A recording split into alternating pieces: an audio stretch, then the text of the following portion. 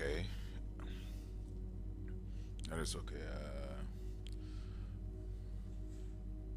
I just want to welcome all of you once again to this session of our live streaming. It's my prayer that we will be able to make justice to the topic that we are supposed to treat today. Before I proceed, I want to thank all who are dedicated to the cause, who are supporting us in many ways, in cash and in kind. I just want to say, God bless you, and may the universe replenish, may God through the universe replenish your losses and fulfill your desire. Today I'm a little bit exhausted, but as it were, we must always go out of our way to make sure that we bring you what we need to bring you, so that collectively we'll be able to help and contribute our quota to the elevation of our earth consciousness. It's not been an easy journey.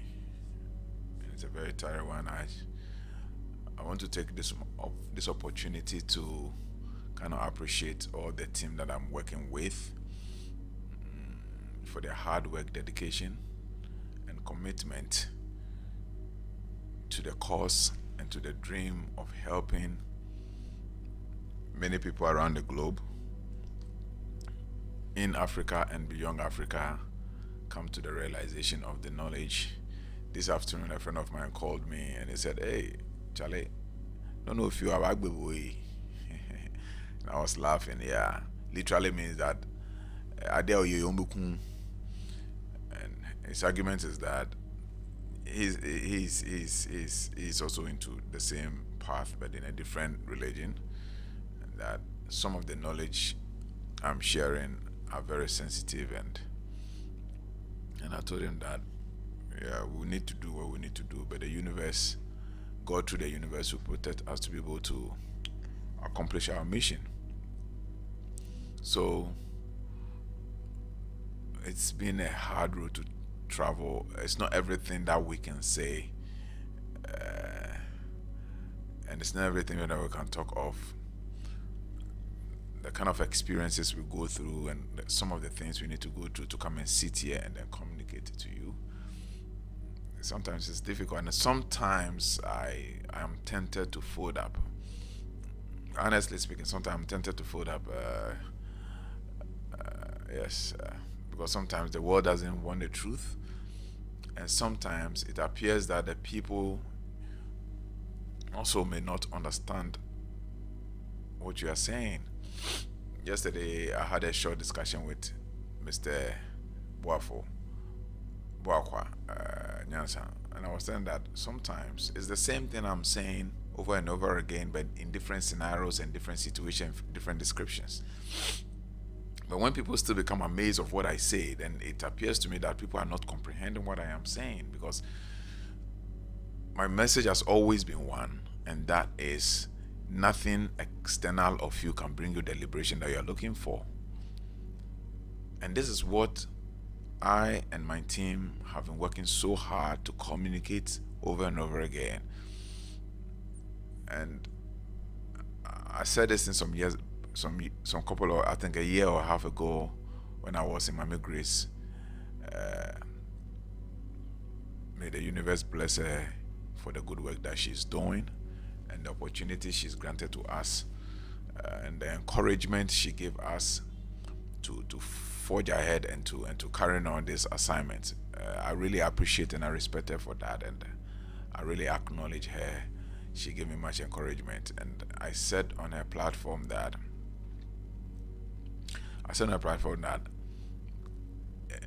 sometimes things that we do and things that we say, it's not that easy at all, and we need to go through so many things to get to where we are. We face a lot of frustrations, a lot of impediment, a lot of restrictions, and a lot of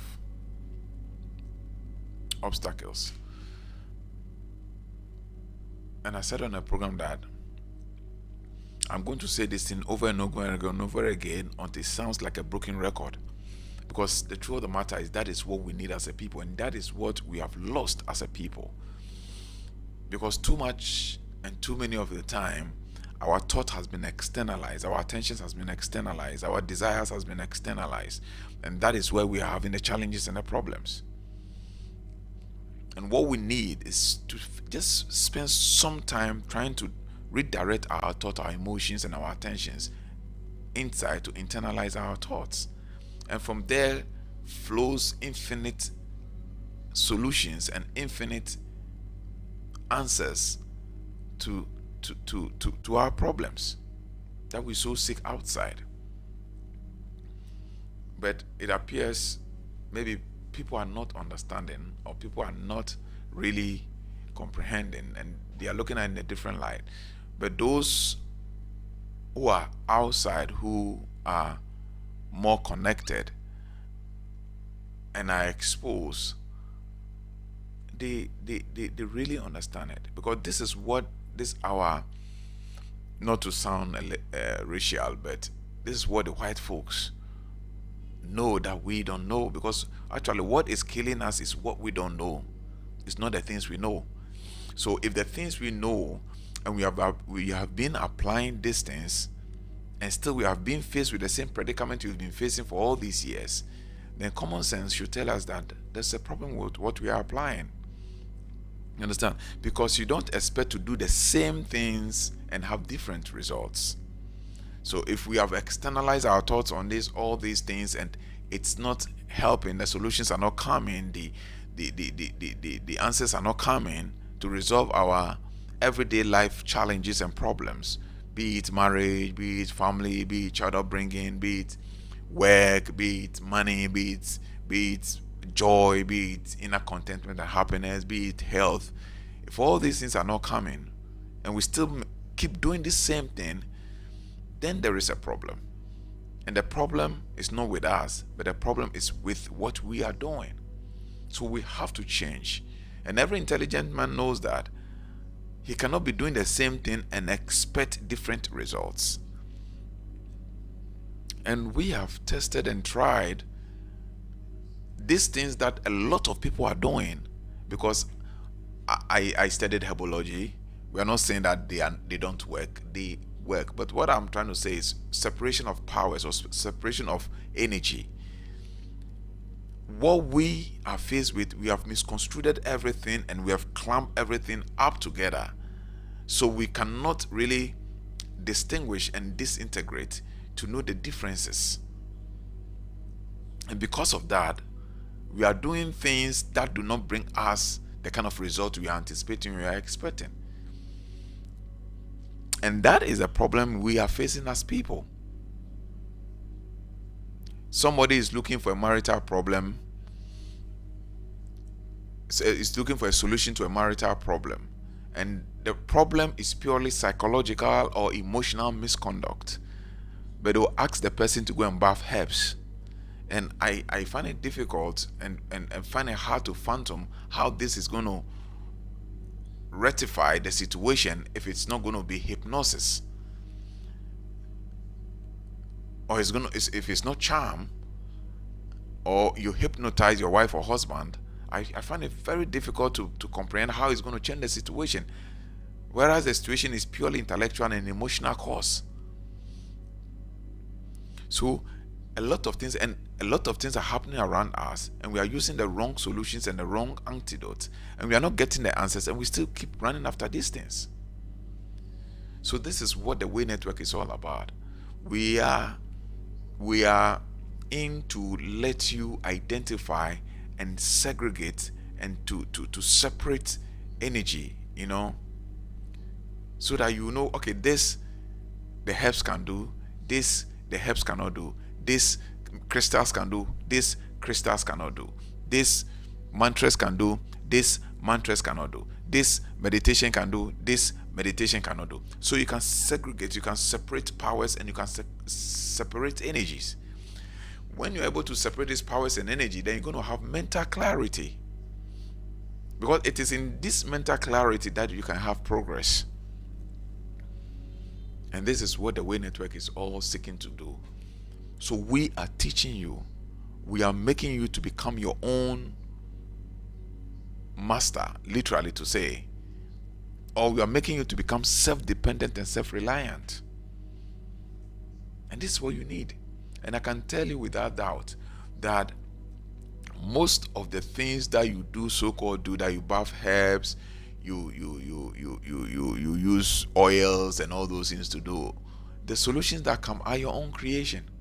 We'll treat that topic, and you understand how come you are the one causing the results, and you could cause the results without these elements. We'll come to that one. You see, so we must understand all these things and how to segregate these vibrational energies, because everything, as we said, is energy, and our entire being is being controlled by energy. And some of the things we discuss, people are paying hundreds and hundreds of dollars for counseling and consultation on such things, but we are giving it to you for free. You understand? So you need to take it serious and put some of them to practice. I saw one comment that somebody was asking if there's anybody on the platform who has implemented some remedy that I gave and the person have gotten results. And I was like, who is this person? You want somebody to implement, to get results, to tell you before you have the confidence to do it. And it appears that this person is not ready to learn. You understand? And I can tell you without doubt that everything I teach on this platform is natural, is divine, and is peace. There's nothing that is insidious or is going to be hurtful about it.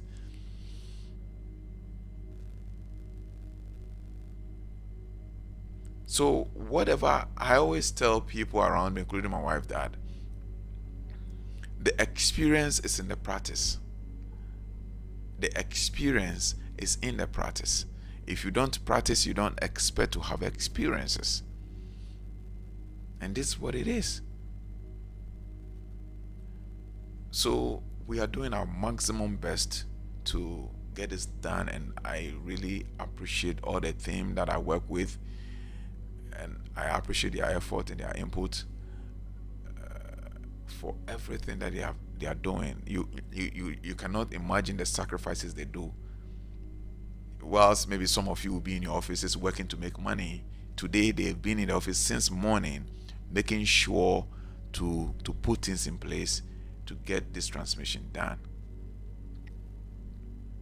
On Wednesday, they have to leave whatever work they are doing to be in the office to put things in place to ensure test the transmission and everything, because I told you we are not transmitting directly on YouTube.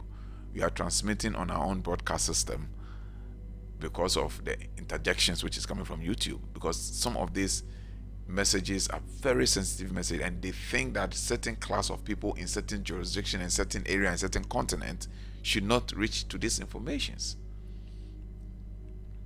So now we have to work on our own broadcast system and then transmit it through YouTube handle. So anytime we have to do transmission, they have to come very early, literally the whole day they have to be here, seeing to it that everything is done. I think today they got here around 10 o'clock when I started consultation, and they've been working all around it. I have to lead them, go to site, come back, and they've been working all around to make sure test all the transmissions and everything, that the broadcast is working well. So these are the sacrifices that they are doing to make sure we are able to reach you with the knowledge that we are transmitting. And it's not an easy task. And that is why they need to be appreciated. So if I stand and I'm appreciating them, not that I am kind of what's the term they use, showing them off, but they deserve it, because in a world that we have a lot of economic recession and money is difficult to come by, if somebody should leave everything he's doing that will fetch him money to take off his family and use that time, because the only thing we have in this universe is time. And whichever work I am doing, whichever work you are doing, you are being paid not necessarily for the skill, but you are being paid necessarily for the time you are expending at that office or that company or that factory. So for somebody to leave his work, leave his family, kids, one full day, spend it not necessarily anticipating for any salary or for any monthly payment, so as a message can be communicated across for the collective liberation of people, I think they deserve an applause. So Mr. Moses Queno, who is the head of the technical team, does so well. Sometimes he's not feeling well, he still have to force and come, and although sometimes I look at him, I know he's not feeling too good. So that's how city, I'm not feeling well. If you can zoom in, you can see that I have some blisters on my lips. But I still have to sit here, sacrifice, and just make sure these things are going. Sometimes it's not easy. For some of us, we wouldn't pretend as if we wouldn't pretend as though like we are demigods. We face the normal human problems you are facing, everybody else is facing. You understand? We face them. Bible says that many are the afflictions of the righteous, but the Lord delivers them. So we get sick, we get stressed out, we get confused, we get depressed, we get anxious certain times. You understand? But what gives us the energy going are the things that we are teaching you. What makes us surmount the challenges and always keep going without setback, without any disorientation or disorganization, is what we are teaching you. So we are only expressing and teaching you the things we have been experiencing and we have been applying in our lives. So also apply to our brother, who is the real technical guy, who has been handling all this broadcast system, doing the technical testing, mounting everything, Mr. Michael Ayibunte. He's been doing a great job for us, and he's doing a yeoman job, and everything from sound to video to editing to everything, they do it. They are in charge of it.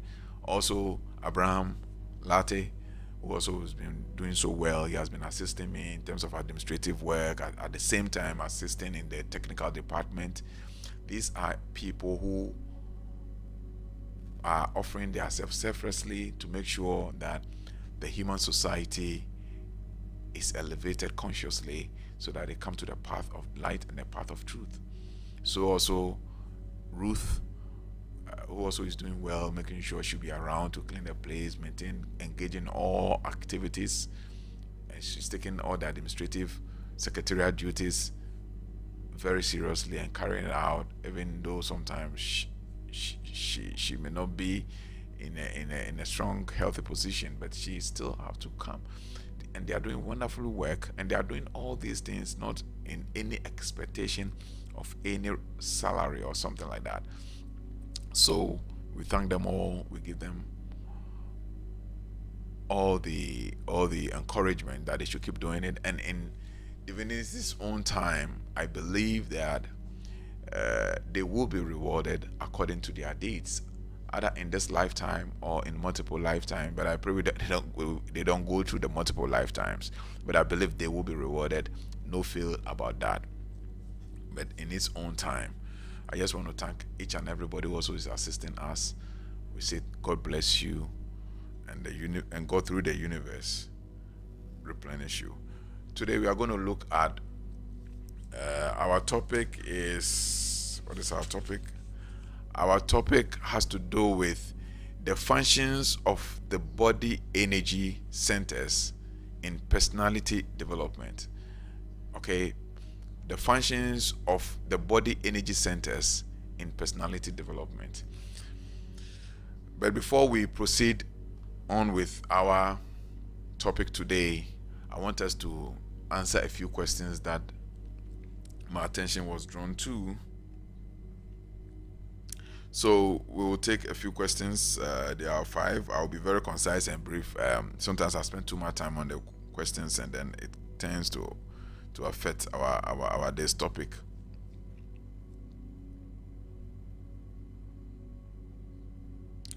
Madam Eunice says, please, are spinach not GMO foods, and are GMO foods good for consumptions?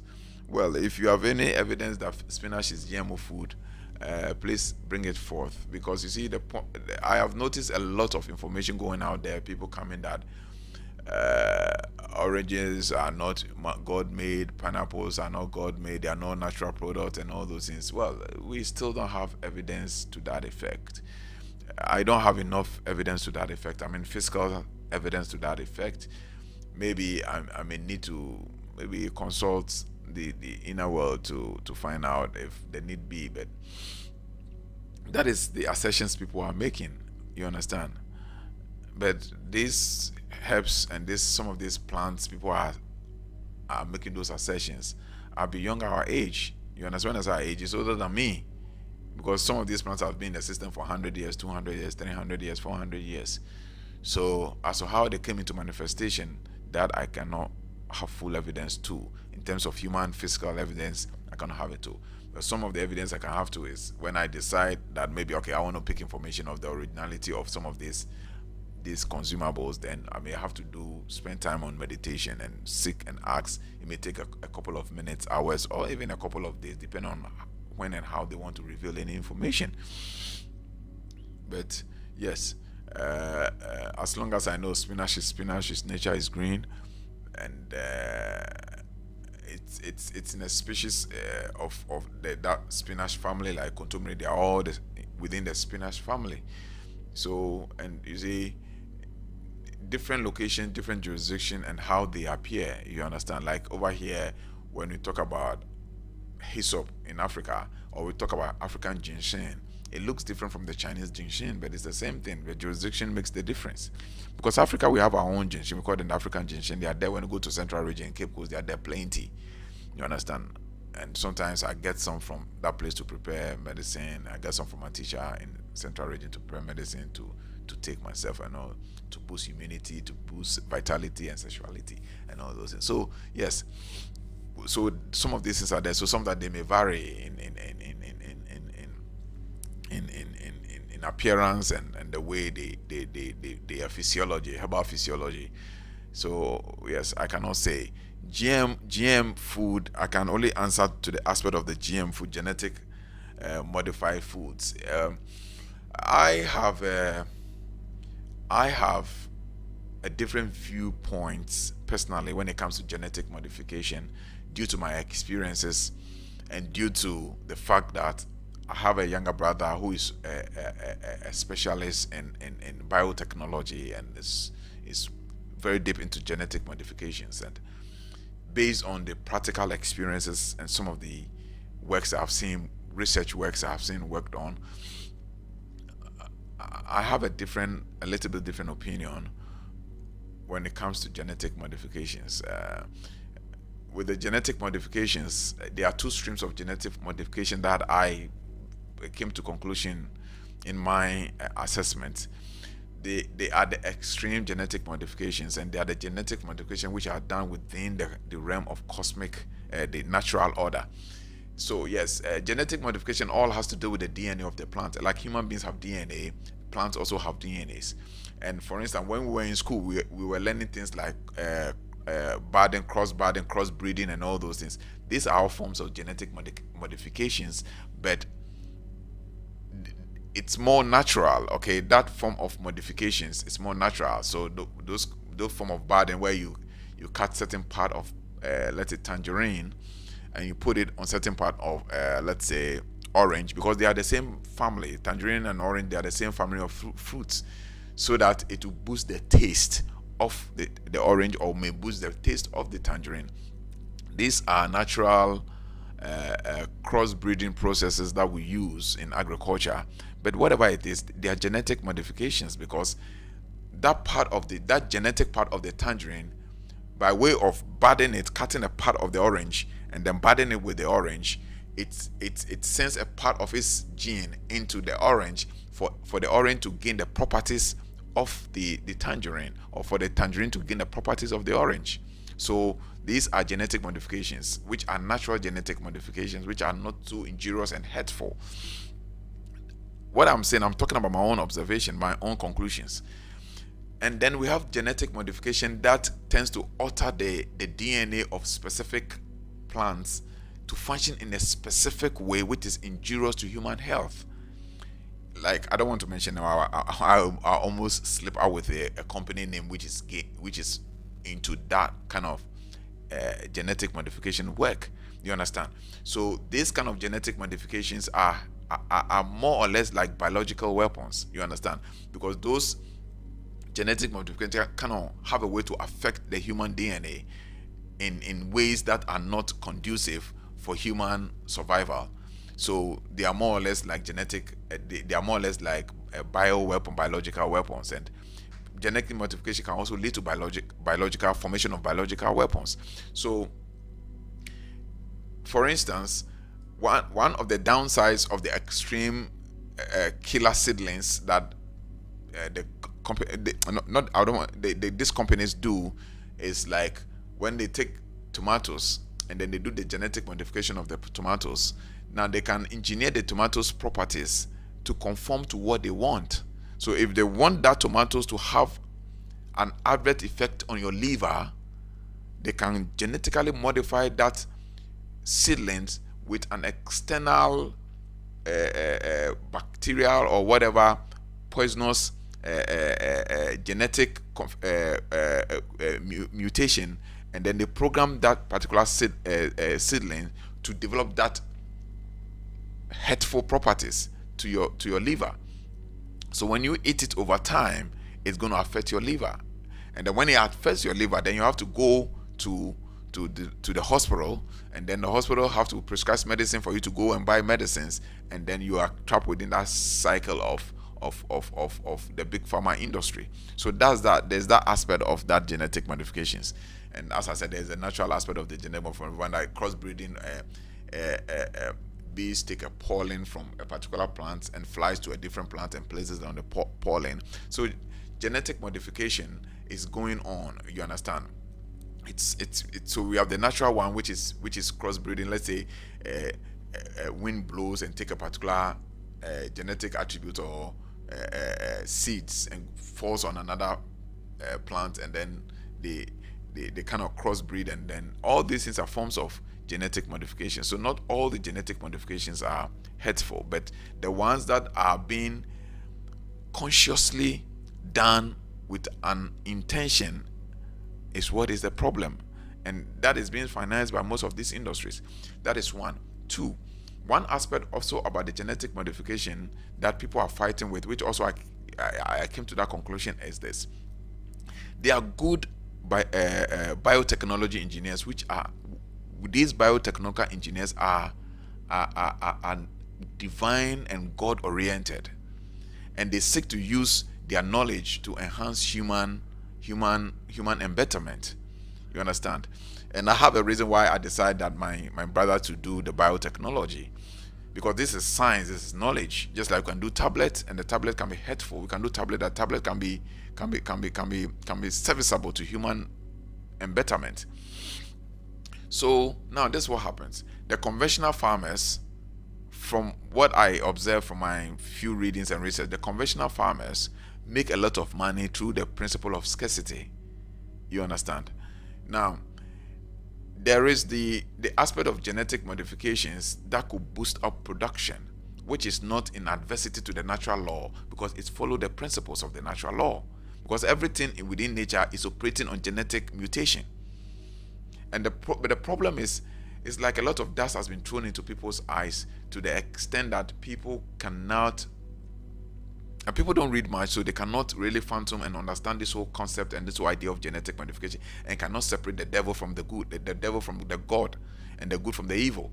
You understand? So, for instance, we used to have this sickness we call kwashiorkor.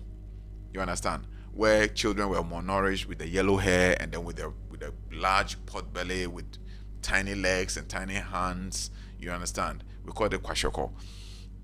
That is basically protein deficiency, and one of the ways that this God's laboratory, we call them God's laboratory, one of the ways they did was to kind of engineer certain products which is commonly used in our side of the world, which is highly staple food, which is highly consumed, to develop their protein content, to lift their protein content. And when this protein content, and now people kept eating more of those things, naturally all these kwashiorkor, you hardly see them in the system again. This is God laboratory kind of genetic modification, which is not hurtful but rather to help human race. Now, the last aspect I want to explain about genetic modification, maybe if you want us to talk about genetic modification, I can treat it as a whole subject. The last aspect I want to talk about genetic modification is for people to understand is that it is gene formation. So for instance, when something is short, okay, and something is tall, there's a genetic computation, you understand, which is done by nature to make that thing tall or to make that thing grow bigger. Okay, so let's say banana is naturally small and we want bigger bananas, and then let's say plantain is the same banana family, but plantain is much bigger than banana. You understand? So this is what these engineers do, the God laboratory engineers do, who are in line and in support of good and nature. This is what they do.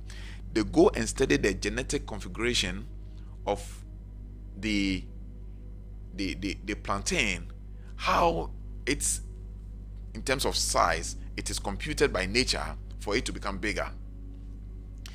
They don't take anything from the plantain and come and put it in the banana. They don't do that. What they do, then they will come and split the DNA of the banana and see its configuration that makes it smaller in size.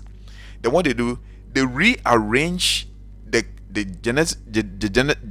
genetic configuration of the banana that makes it smaller in the banana's own gene to conform to the gene arrangement of the plantain that makes it bigger. So nothing is taken from the plantain into the banana.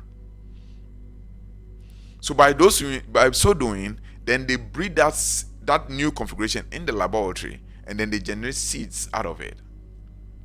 You understand? They have something also in biotechnology, which is also a field of genetic, because they are in charge of this genetic modification. We call it tissue culture. Now, tissue culture is a very simple laboratory system where different parts, any part of the plant can be used to propagate seeds, to germinate, to produce seedlings, not seedlings.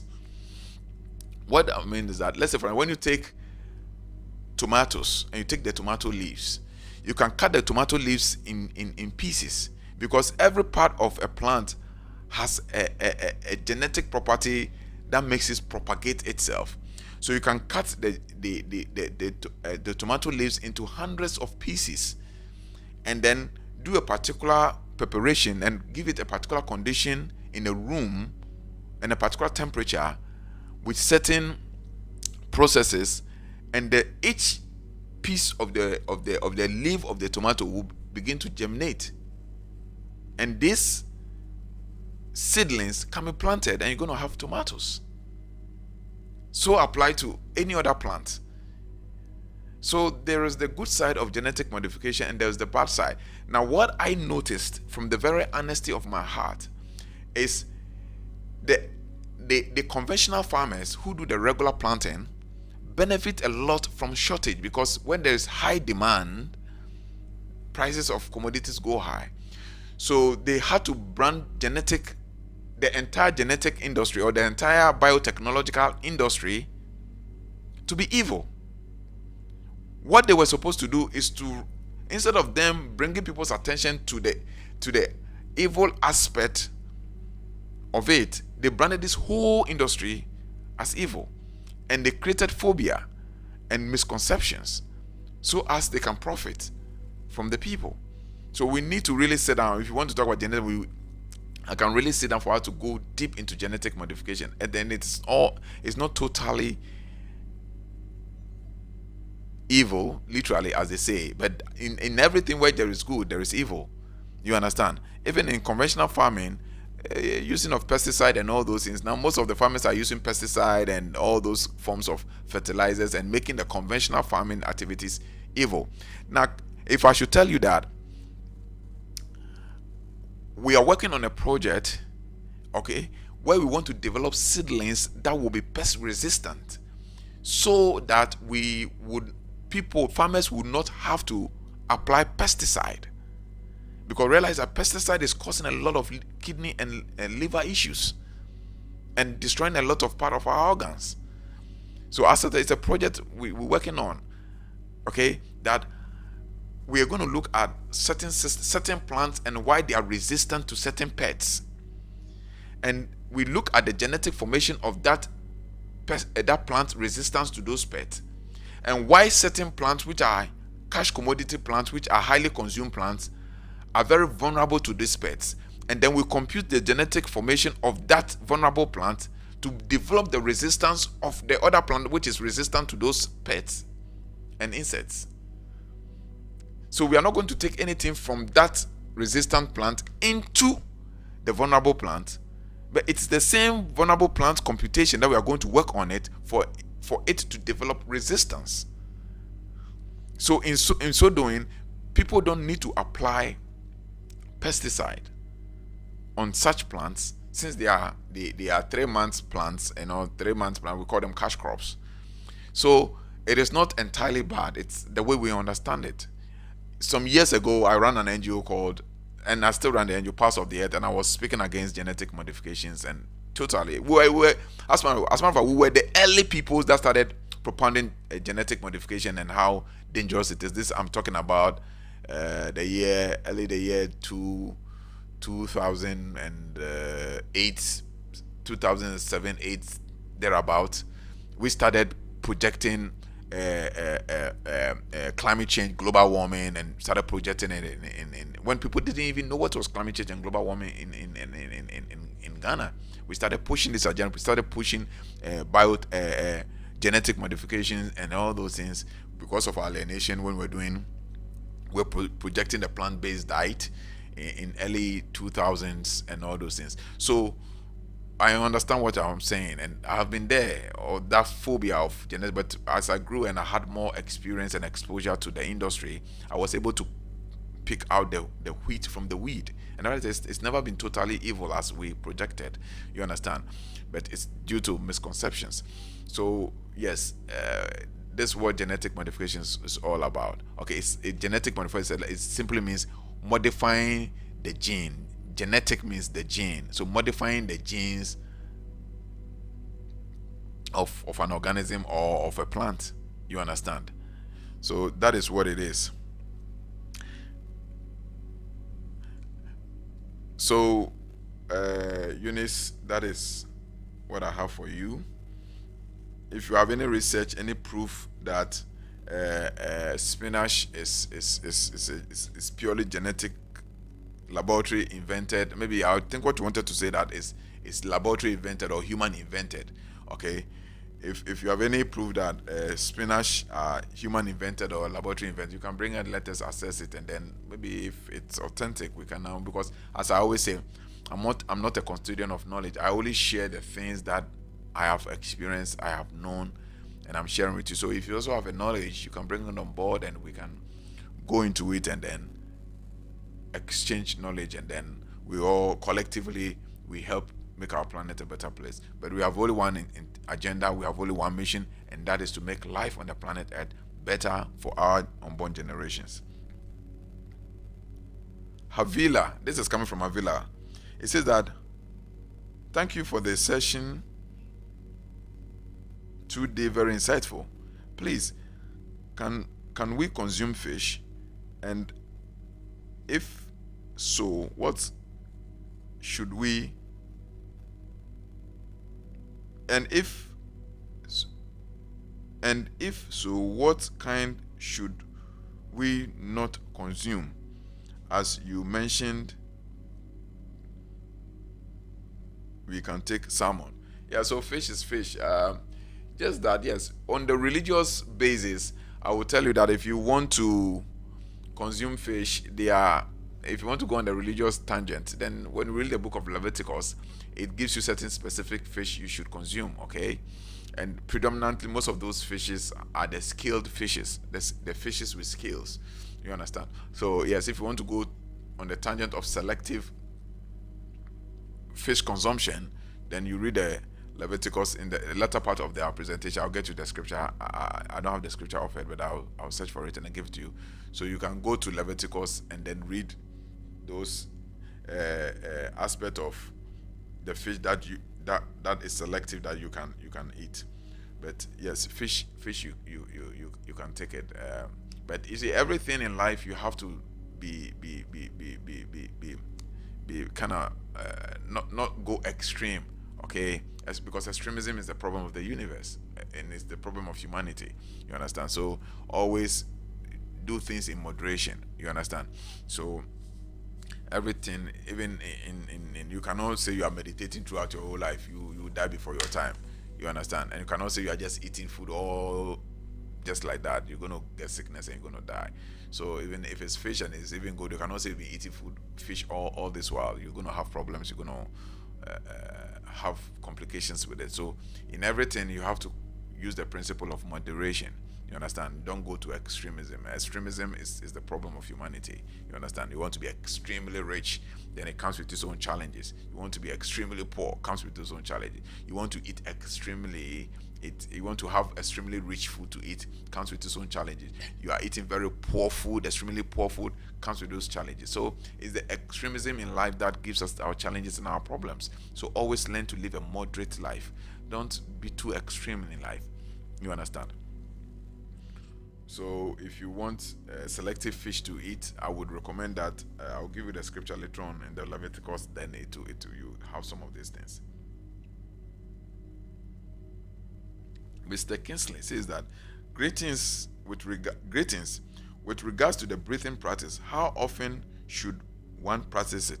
As often as you can, but normally because of our busy time schedule, I recommend it in the morning and in the evenings, because in the morning you wake up, you need to have a clarity before you set out for your day. So you do breathing exercise to calm the mind, to calm your neurons, because in the morning you are operating on the alpha level, okay? You are operating within the alpha dimension, and that is the dimension where you can make profound decisions, take right decision, assess things properly, because your intellect has peaked early in the morning, because a lot of cosmic energy has been downloaded through sleep. Because when you go to sleep, the body downloads cosmic energy. Now this cosmic energy that comes through our crown chakra or our crown energy center may not be enough though, but at least it gives us that clarity and puts us in that alpha wavelength, okay, to make better decisions and to make better judgment. So when you wake up in the morning and you do your breathing exercise, what you do is that you pull in more cosmic energy and you enhance that level of your alpha wavelength in order to have clarity and have calm mind, have a still mind, and have a tranquil mind, so that you can make proper decisions. So early morning breathing exercises is very necessary for a very good start of the day. And in the evenings, after you go and accumulate all those stress energies, because everything is energy within our dimension. People are looking at you with an evil eye, it's an energy. People are talking evil about you, it's energy. People are thinking evil about you, they are transmitting invisible electromagnetic waves, they are all energy. So you pick these energies, you pick these frequencies, and you come home exhausted.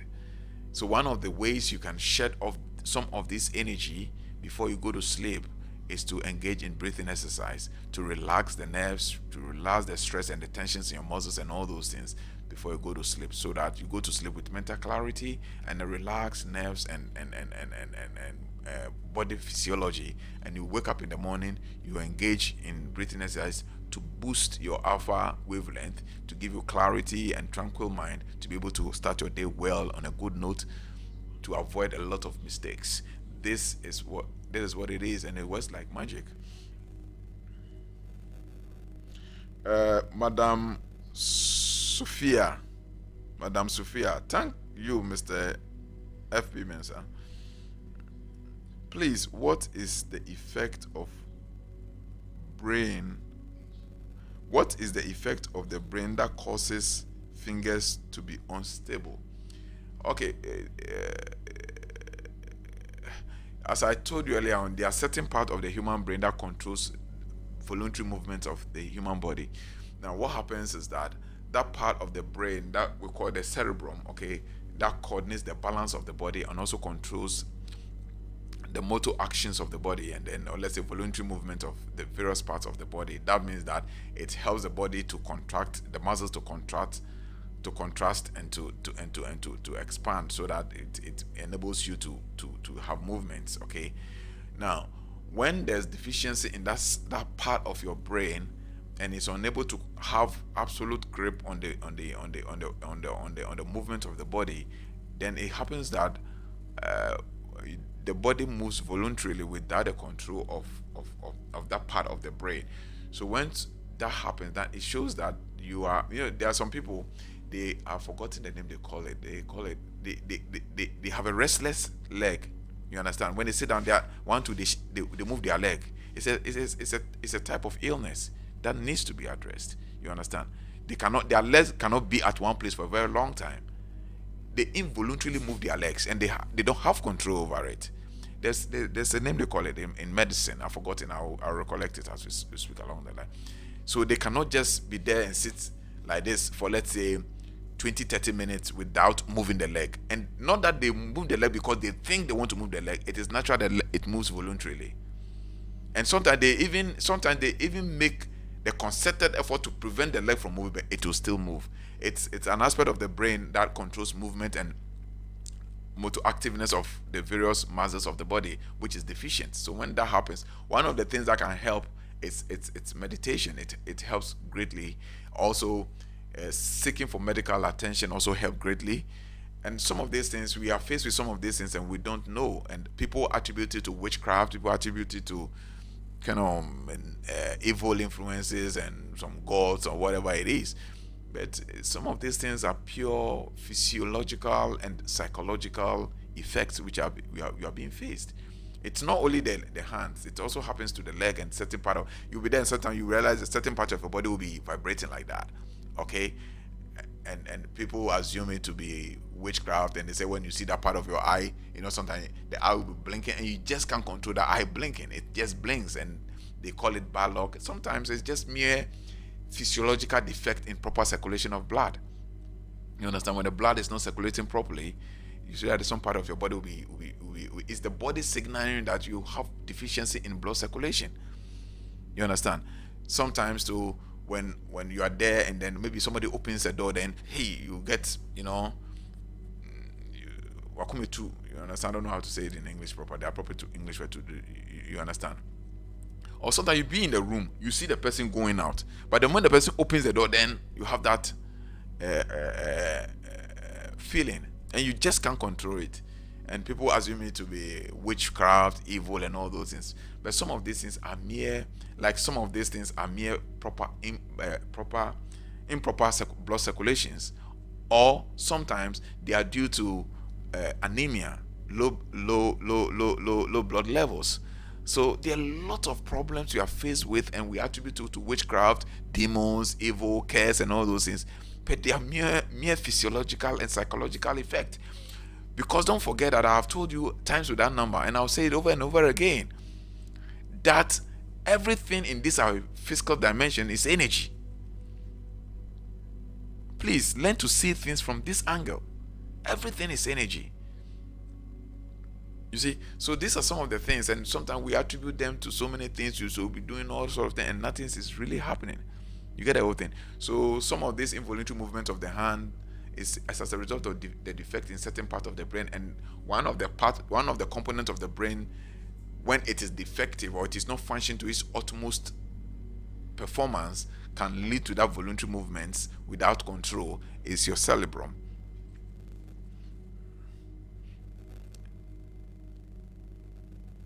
Sorry, I said cerebrum, cerebellum. Okay, that is the aspect, the two side of at the side of the where the spinal cord connects inside, and then sees to the balance of the human body, and then voluntary movement of the human body. Okay, so madam, That is for Madam Sophia. Now this is from Madam Ellen.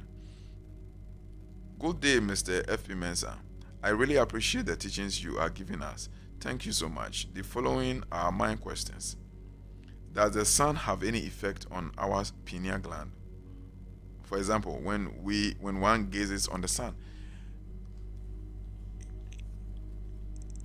Yeah, it depends on what kind of effect you are talking about. Are you talking about spiritual effect, or are you talking about physical effect? Physical effect, yes.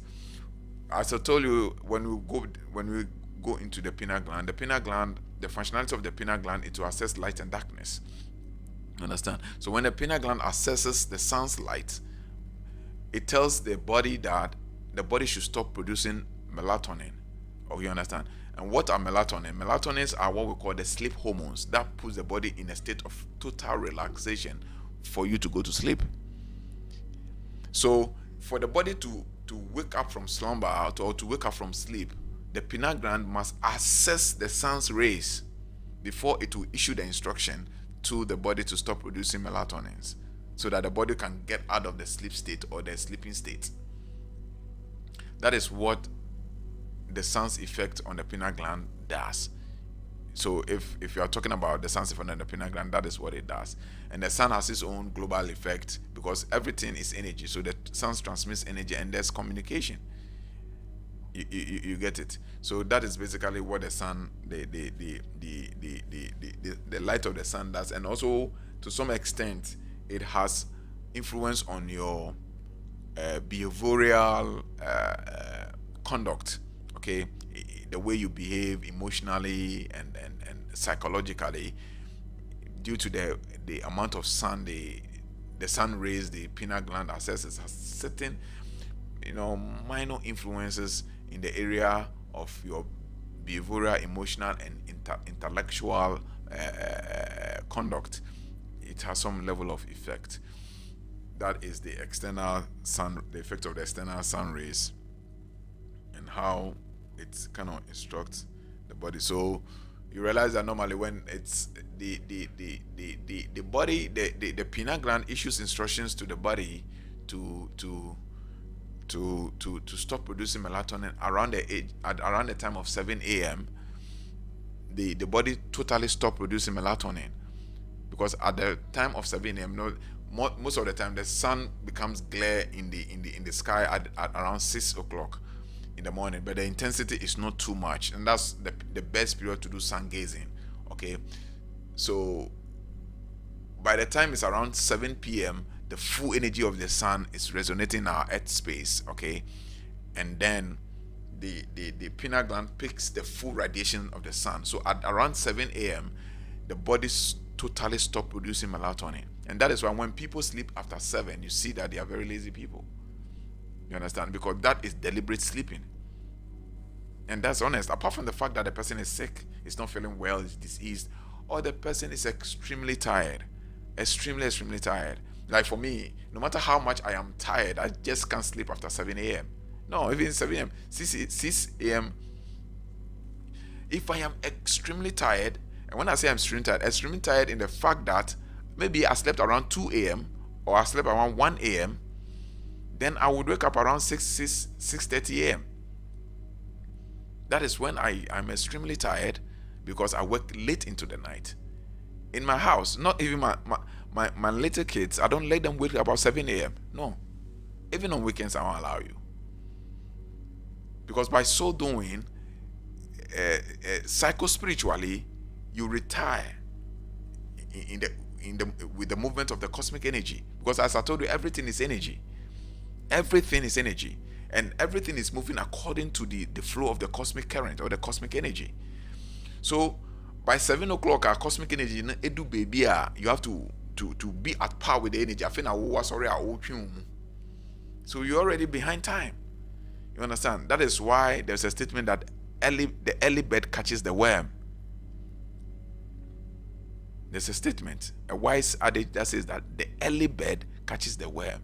That means that they that wake up early are those who take advantage of the system. Because the reason why they don't take advantage because they have any kind of speciality, but just that they move according to time, and they move with time, and they move with the cosmic current and the cosmic energy. Because the universe is unfolding, you understand? And the universe is unfolding as it should, and the program and the time that it has been given to unfold. And we need to align with the unfoldments of the universe. That's what Bible says, that a little sleep there and a little sleep here, and poverty will jump on you like an armed robber. So sleep is not something that's supposed to be true. We must have adequate rest, adequate sleep, but within the limits of the natural order. Because how can you be lying down around 8 o'clock? You be lying in bed and sleeping? No, it's not. For me, I don't know, but to me, I think it's not proper, and I wouldn't train up anybody close to me to live such a life. Because even when you wake up around 8 o'clock, 9 o'clock, look at people who wake up very late. They are always having problem with concentration. Because everything is programmed according to time and seasons. When you read the book of Ecclesiastes, it's to every time and season, to every purpose under the sun. So as time unfolds and releases, energies are released, and they are conforming to certain arrangement within the cosmic calendar. And we must move according to that arrangement. So time is very necessary. So these are the activities and the correlation and the collaboration between the physical sun's energy and our pineal gland externally, how they correlate to regulate our human activity within the realm of reality, or within the realm of form, or within the realm of manifest creation. So you see, even the animals and the plants coordinate to these regulations. So at certain time the sunflower will come up very beautiful, and at certain times the sunflower closes up. At certain time, when you get to the forest and you're very, very observant and you're sensitive to energy, when you get to the forest around 6 p.m., realize that all the plants are sleeping. You can just watch them and you see that all the plants are sleeping.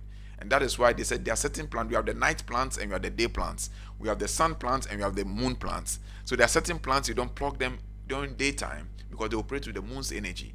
And there are certain plants you don't plug them nighttime because they operate with the sun's energy. But when the sun energy comes down, the plants are sleeping and their energy goes into recession. So that's why there are certain plants there are certain plants you plug them at night, and certain plants you plug them at day. And even at night, some of these plants that you plug them at night, you plug it at around 12 dawn, and most of the plants you plug them at daytime, you plug it at 12 noon, between 12 and 1 noon, or between 12 and 12 noon and 2 p.m. because that is when the sun has peaked, especially between 12 noon and 1 a.m. That's when the sun has peaked. So all these, even every element within creation, every entity within creation, both sentient and non-sentient beings, operate according to the time. That is why when there's the eclipse of the sun, when there's eclipse of the sun and the sun covers the shades of the moon covers the shades of the sun, and there's artificial darkness created as a result of the eclipse, you see that most of the goats and the chickens will begin to sleep. And I noticed it in some of the few eclipses that happened in Ghana. You see that the fowls begin to sleep. And now there's so much light, so to the extent that now when in the evenings you see the cocks running around because of the white light, they still perceive it as daytime. So you see that they have the cocks still be walking around. You can see a cock walking around in the light. At the moment it enters a space of darkness, then you realize it begins to doze off. Because these are cosmic currents and energy which is controlling our manifest creation. Unfortunately, in all creation, all of the sentient beings, we are the highest of the sentient beings. And we have been given the ability to use discretional thinking. And we have given choice and will. And sometimes we abuse this choice and abuse this will and make us not conform to the natural order.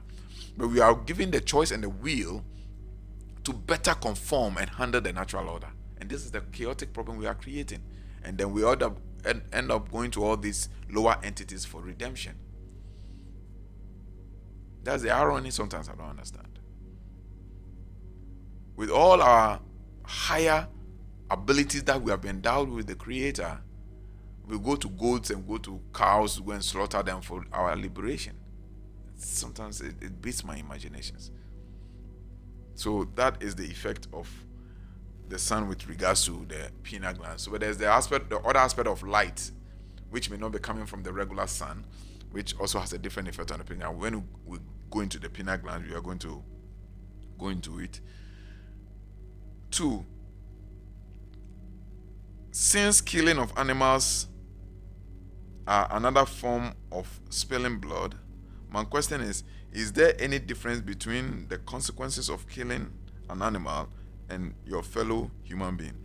And if it is so, how can we plead for forgiveness of sins? Who are you going to ask forgiveness of sins from? That's the question. Who are you going to ask forgiveness of sins from? Is it a God seated in the sky, personified God, who is watching to the iniquities of men? Yes, there's a difference between spilling of animal blood and spilling of human blood, because you are dealing with the different levels of vibrations. You understand? Like, for instance, the reason why when you consume plants, it has literally insignificant, I won't say no, but insignificant effect on you, is because plants are not sentient by nature. So they only have vibration. You understand? They only resonate with vibration, but they have no that sentient ability within themselves to be able to release emotions. You see that there's the difference. So plants are non-sentient consciousness. They have vibrations, but are unable to release emotions. So as they are unable to release emotions, and they are unable to use intellect, because sentience uses intellect. You understand? So we have the lower sentient beings, and then we have the higher sentient beings. And humans are the highest sentient beings. And goats, cow have their own dimensions of sentient being. Like when it comes to dolphins, they are much more higher sentient being than the goats and then the sheep. When it comes to the whales, who have their own level of intelligence when it comes to sentient beings. And when it comes to cows, also have their own level of intelligence. So when you go to some areas like India, they choose to worship cows, which is, excuse my language, it really doesn't, I wanted to use a language which is not good, but it really doesn't speak well. You understand? So because I don't understand that you human being, that is the highest sentient nature, degrade your level to come and worship and pay obeisance and reverence to an animal that is lower sentient being. You understand? Because the cow's magnetic field, the cow's energy field is aligned to the earth magnetic field. Though it's a sentient being, but its energy field is aligned to the earth magnetic field. But we too, we are higher sentient being, but our energy field is aligned to the sun's magnetic field, which is an electrical field and not a magnetic field. So we have a magnetic field that resonates through our electrical field. That's why we are electromagnetic. But the cows, because they lie horizontal, they align only to the magnetic field of the earth and not the electrical field of the earth. And that is what makes us sentient beings. And that is why gorillas are more higher in terms of sentient nature than cows, because the gorillas or the ape family can align to the earth magnetic field, the earth electrical field, and still align to the earth magnetic field. That's why gorillas are very close to human intellect, and gorillas can nest human babies. So that is how it is like. So we are talking now in terms of vibration energy. Some vibrational energy have no feelings, have no intellect, literally because they have no consciousness. And other vibrational beings, like the sentient being, has feelings and has intellect, and generally to speak, they have consciousness. And that is why you don't eat anything that has consciousness. You don't sacrifice anything, don't spill the blood of anything that has consciousness, unless of course there is a reason. And the only reason there is that would require the sacrifice of any sentient being with any consciousness is when that which is happening, the vibration of that which is happening equates the vibration of that sentient being.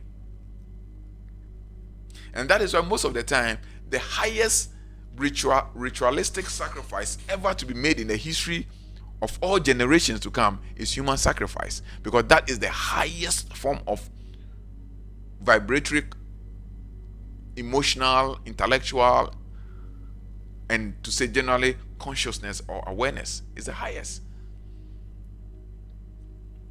Cows have similar related sentient nature with humans, but there's a vast difference because, as I told you, the cows, though a cow is conceived for 9 months, and that is why sometimes there are certain ritual exercises. Instead of using a human being, you can use a cow, because the cow is also conceived, is brooded for nine months, but just that its energy field is aligned to the earth, its chakras aligns to the energy, or the energy centers align to the earth magnetic field, because it always remains horizontal. But with humans, our energy centers is aligned to the earth electrical field, so we pick the frequencies from above. So that is the difference. So there are times certain ritual that needs to be done that require very high sacrifice. You can use cow in replacement of it, and it is possible. So that is how it is like. So spilling animal blood without just cause to balance off the karma, then you create a problem for yourself. So for instance, this is what I want to make.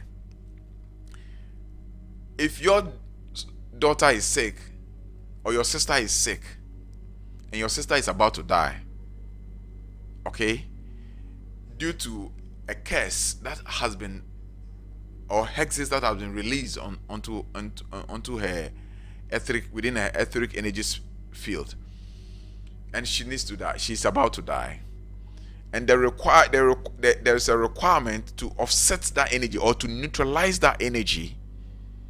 You need an energy, the energy of a sentient being that would equate the vibration of the curse, or the energy that has been sent to your sister, that is killing your sister or your brother or whatever it is.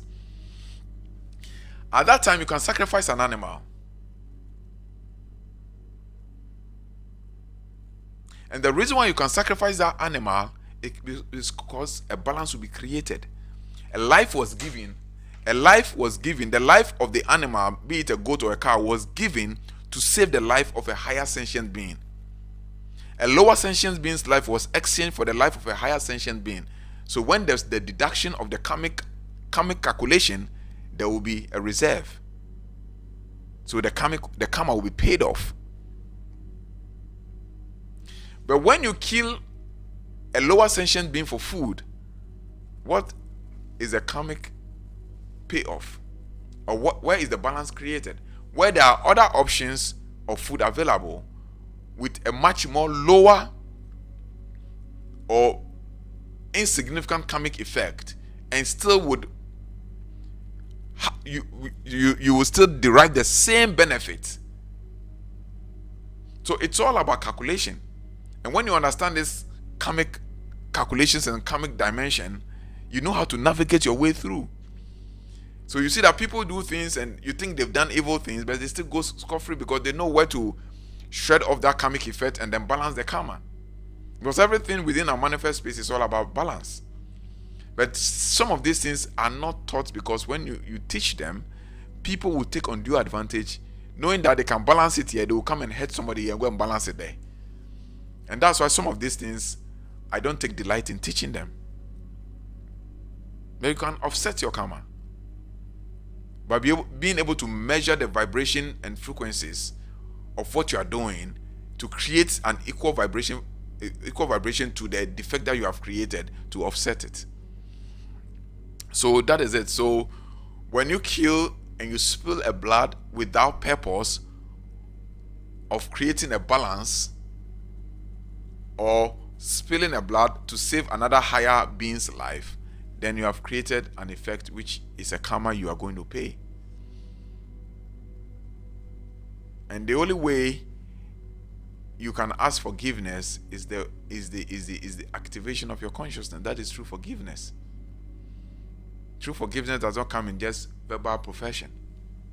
No, it doesn't happen. Either you need somebody with a higher vibration to wipe out that karmic effect through initiation or connection, then that accrued karma or the stored house karma will be wiped out, leaving only your fixed karma. Or you yourself must develop your consciousness to reach to that dimension where your good deeds will outright your evil deeds. But whatever a man sows, that man will reap. So you must know that there's nothing like forgiveness, literally. There's nothing like forgiveness. In our world we live in, there's nothing for forgiveness. The soul can be pardoned when the soul attains ascension. You understand? But the deeds for your actions, you will receive it. So you have to be more careful and cautious about things you do. Because Bible says that as whatever a man sows, so he shall reap. And this is the problem the church is having. They've implanted this forgiveness, misconcepted grace idea into people's mind that you go and sin and come and ask for forgiveness. You go and sin. So I will be there. You go and steal my goods.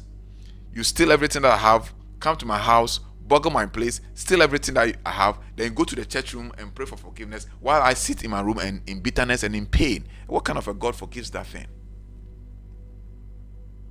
So know in your mind, purpose your mind that whatever you do, you're going to face the consequences of it. So when you are doing things, you need to think of it carefully. And this is one of the biggest problems we are facing as a people. A lot of things that we are being faced is our own creation. And we attribute them to witches. We attribute them to evil curses and all those things. But if I should sit back and counsel you through consultation, I counsel you to realize that a lot of things that you are encountering now are things you have created. And you are just reaping the consequences of it.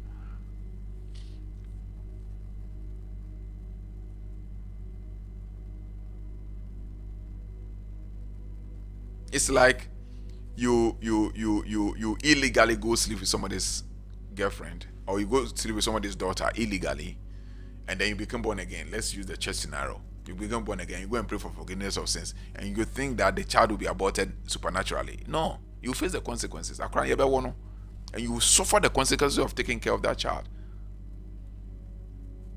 So literally there's nothing like forgiveness. It's the elevation of consciousness that can outright some of the karmic effect that we have created for ourselves. And to be able to outright this karmic effect, you need to raise your consciousness and literally become enlightened. That's the only way out. But you think that there's a God seated somewhere, there's a Jesus somewhere, you believe in him and he's going to give you salvation. He's going to forgive all your sins. And if that is as easy as it is, then there shouldn't be problems in life. Because since you accepted Jesus as your Lord and Savior, okay, the problems are still there. Because what we know is that when forgiveness is given, all problems are taken out. That is associated with that sin and iniquity. That's why when you read the Bible in the book of Matthew, it says that the book of Matthew, let me see if I can get the scripture. I'm spending a lot of time on questions. Maybe we'll end on this one. Or later on I'll get to that scripture. The book of Matthew, I don't know if somebody knows that scripture. It says that, the scripture says that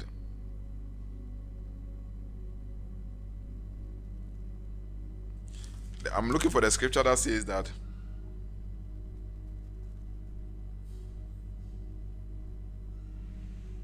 it says that to bear the crown which I bear and to be where I am, deny thyself from earthly pleasure, take up your cross and follow me. That's what Jesus said. I've forgotten the scripture. I'm trying to look at the scripture.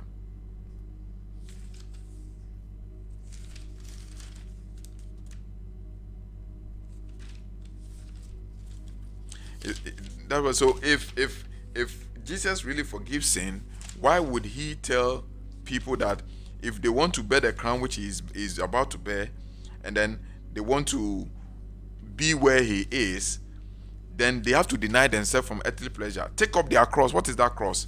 Be responsible for your own actions, and follow him, and do what he does. I think I find it difficult getting it. It gets me oriented, but later on I'll find it and I'll let them put it on this thing. So we are responsible for our actions. Whatever a man sows, he will reap. So if you want your sins to be forgiven, just raise your consciousness.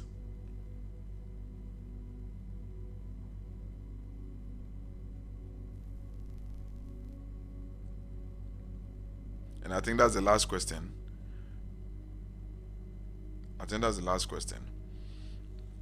So we would, and I had a question from one guy.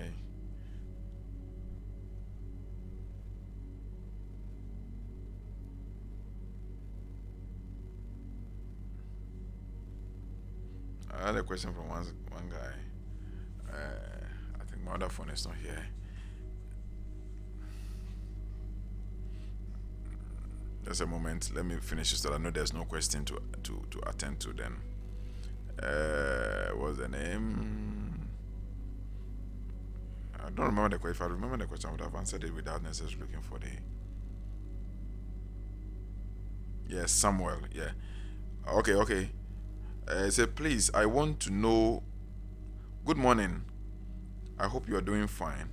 Please, I want to know when the personality training is going to start. Oh, okay. That's Mr. Samuel. Mr. Samuel is requesting, is wanting to know. He has been sending me these questions time and again. Yeah, it will start. We're working at something. It's going to start. So rest assured, it's going to start. We're going to start it. So let's see. I know you asked, and I'll be telling you. I've been giving several dates, and I'm not able to start, but we are going to start it since it's going to be financial involvement, because it's a course that is going to be a fee paying training session, okay, like a workshop. So there'll be monetary involvement. So we are trying to figure out the amount and everything. So you definitely would hear from us. I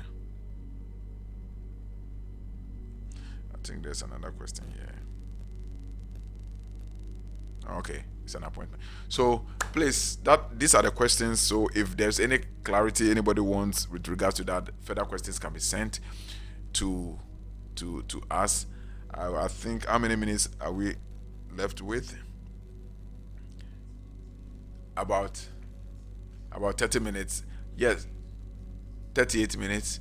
Okay, so they said we are left about 38 minutes. I think I will try as much as possible to make justice to to what we are going to treat today. And the topic for today is the functions of the body energy centers in personality development. So all these things we are talking about is about the development of our personality. And it's my prayer that the God through the universe and celestial intelligence will guide me and lead me to be able to deliver this thing to the expectation of the audience, and to meet the audience at the point of their need, and to be able to assimilate what they need at this material point in time to foster the agenda of soul liberation. Thank you. Thank the universe and thank the energies of the universe. So let's go on. So, as we said, everything in this universe is energy. We have to look at it from that angle. There's nothing really literal, there's nothing physical. When I drink this water, I have energy from this water. When I talk about on this phone, it's either I'm exhausting energy or I am gaining energy. If it's a good news, I gain energy. If it's a bad news, the news exhausts my energy. Everything is about energy in this life. When I eat food, I get energy. The energy in the food they call nutrients. And when it enters into my body is revitalized and re-energized. So everything in this material world is all about energy. And it is energy which is running this our material dimension. So what we are talking about, we're talking about energy. But today we are going to look at the energy centers of the body and how they play a role in our personal development, in our personality development. And this I'm come to share with you are very, very sensitive information, and you will hardly hear them anywhere. And somebody will say classified.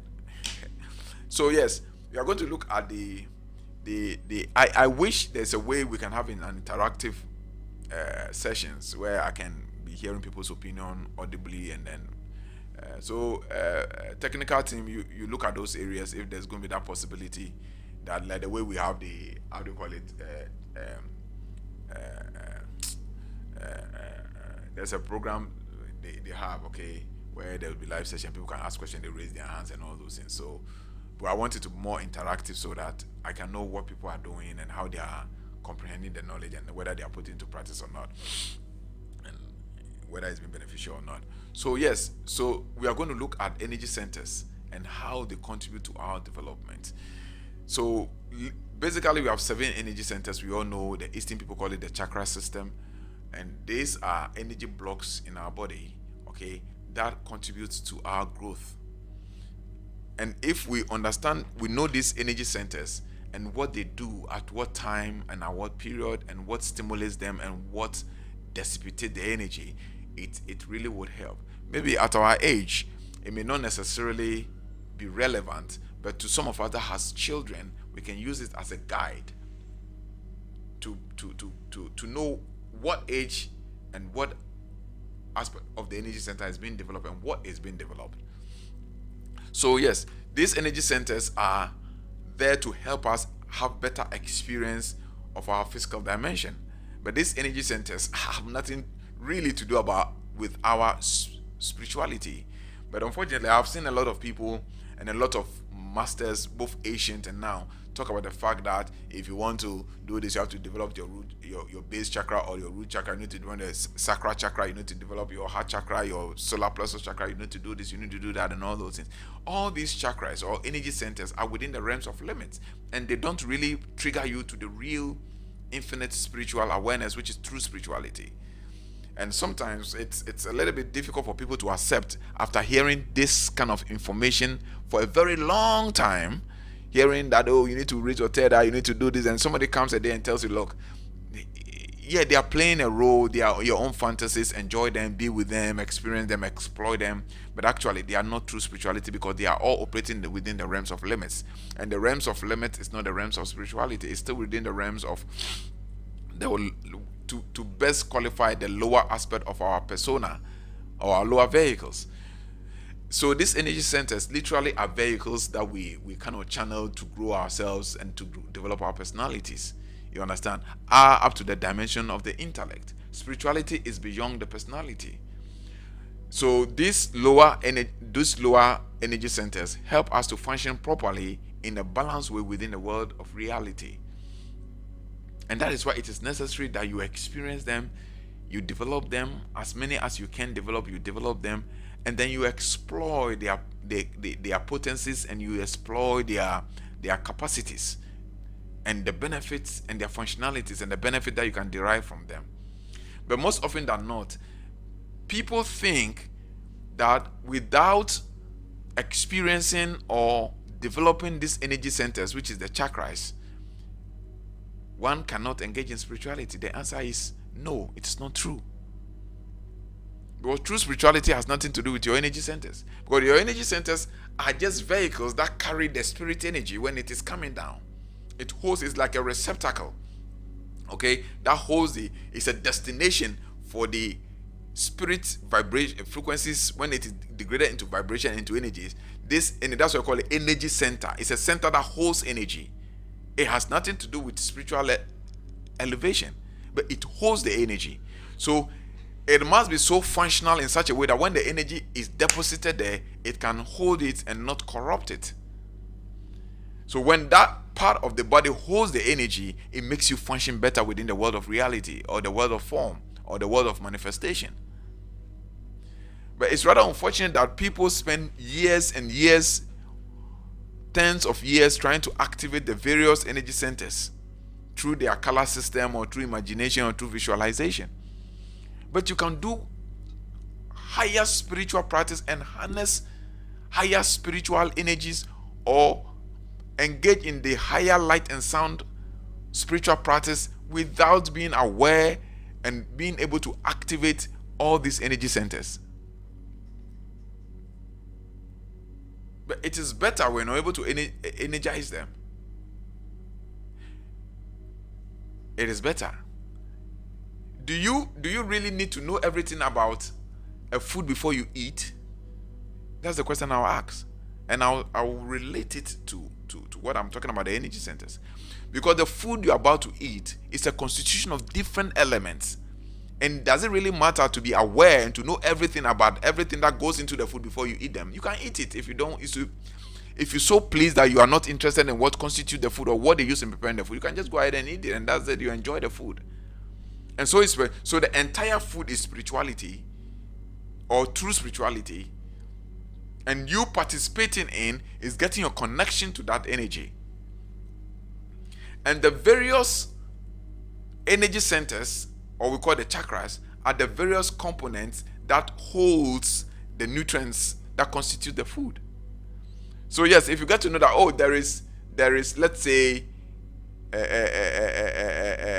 beans in this food, whether you know there's beans in the food or there is no beans in the food, whether you are aware or not aware of it, doesn't mean that it doesn't negate the fact that you're going to extract the protein. The body is going to extract the protein from the food, because as long as there's beans in the food, there is protein, plant protein in the food. So when you eat the food, whether you are aware of the existence or you are aware that there's beans in the food, or you are not aware that there's beans in the food, it will never negate the fact that you would experience or assimilate the protein in the food. That is guaranteed. What am I trying to say? Whether you are aware of your lower chakra, which is the base chakra, or you are not aware of the base chakra, would never negate the fact that you are going to be alive, because the base chakra is meant for survival. And there are lots of people living in this world, they are alive and they never heard of the word, the base energy center, or the chakras, or the root chakra. They never heard it before, but they are surviving. So it doesn't negate anything, it doesn't change anything really. But to be aware of it makes you have a better feel and understanding of what is transpiring. You see, we are in this world to set the record straight. Maybe nobody will tell you, but we are here to tell you what it is, so that you become aware, so nobody will indoctrinate you to enslave you under his rule. So I have to energize this chakra for you, and I have to cleanse this chakra with the chakra. That's why your spirit. No, it's not true. Unless, of course, it's a part of the person's practice which is only focused on the usage of that particular energy center for you to achieve certain utmost performance within the world of reality, or the manifest world. Then that I can consent to that assertion. But if it's about spirituality, then it is not. Because when you come and I'm doing connection and initiation for you, I don't ask you whether your root chakra is open, or your sacral chakra is open, or your heart chakra is open, or your third eye. No. You just sit and back, you see the light. Well, it doesn't matter whether you are aware that there's beans in the food or there's no beans in the food. You are going to get the protein. If I prepare a stew and I minced, when I say I minced, I grind, a salmon into invisible particles that you may not perceive with your eyes, and I use it to prepare contomere stew, and you eat it, whether you know there's salmon in it or you don't know there's salmon in it, it does not negate the fact that you are going to assimilate the nutrient of omega-3 fatty acids. You're going to have it. Likewise, whether you are conscious of the solar plexus chakra or energy center, whether you are aware of it, you are not aware of it, whether you have activated it or it has not been activated, will not negate the fact that you can do your spiritual practice and ascend and attain enlightenment. You see, in the ancient days, these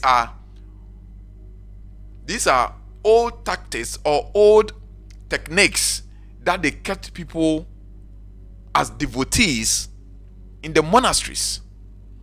So to be able to activate one chakra, it will take you like 10-20 years.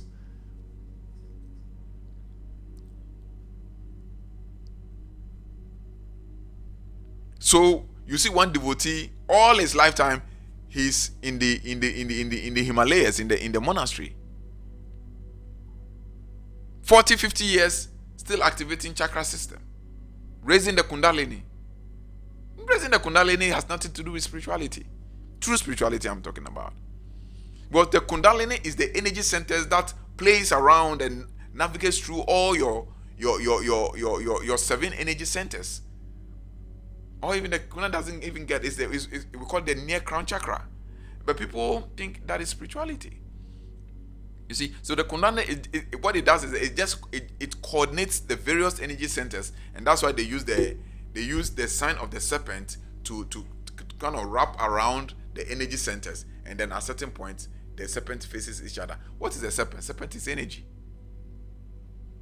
and serpent crawls, energy moves. So when serpent is crawling, the energy is moving. So it starts from the base, the root chakra, and then moves through your energy centers, and then you have better experience of these lower chakra energies.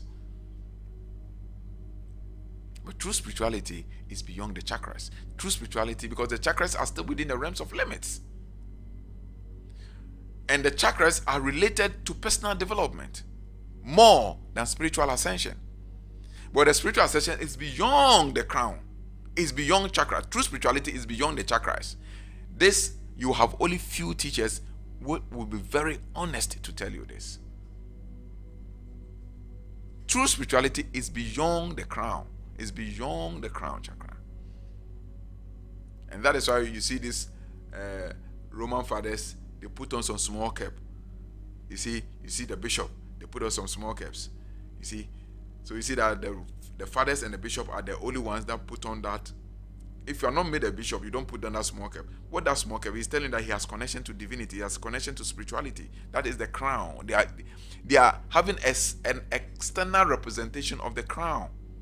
So they use that small cap to represent the crown. So they put it here, which is the crown chakra. So it's all symbols. But in real life, they've not experienced it. Because, like for instance, when I sit, not even when I sit, when I just concentrate my mind, I begin to feel that dimension, that opening. I feel it, that opening. I don't need a cap to put it there. I don't need a cap to put it there. Because it's in reality, not in representation. Likewise, when the pineal gland begins to activate and begins to be detox, what we call decalcification, you begin to feel it. You don't need to draw something there and then put a diagram there. Whoa, what is it? No, it's neither here nor there. Because you feel it. You don't need a diagram there to remind you that the pineal gland is being activated. This is the truth. Because, as I told you, true spirituality is internalized, not externalized.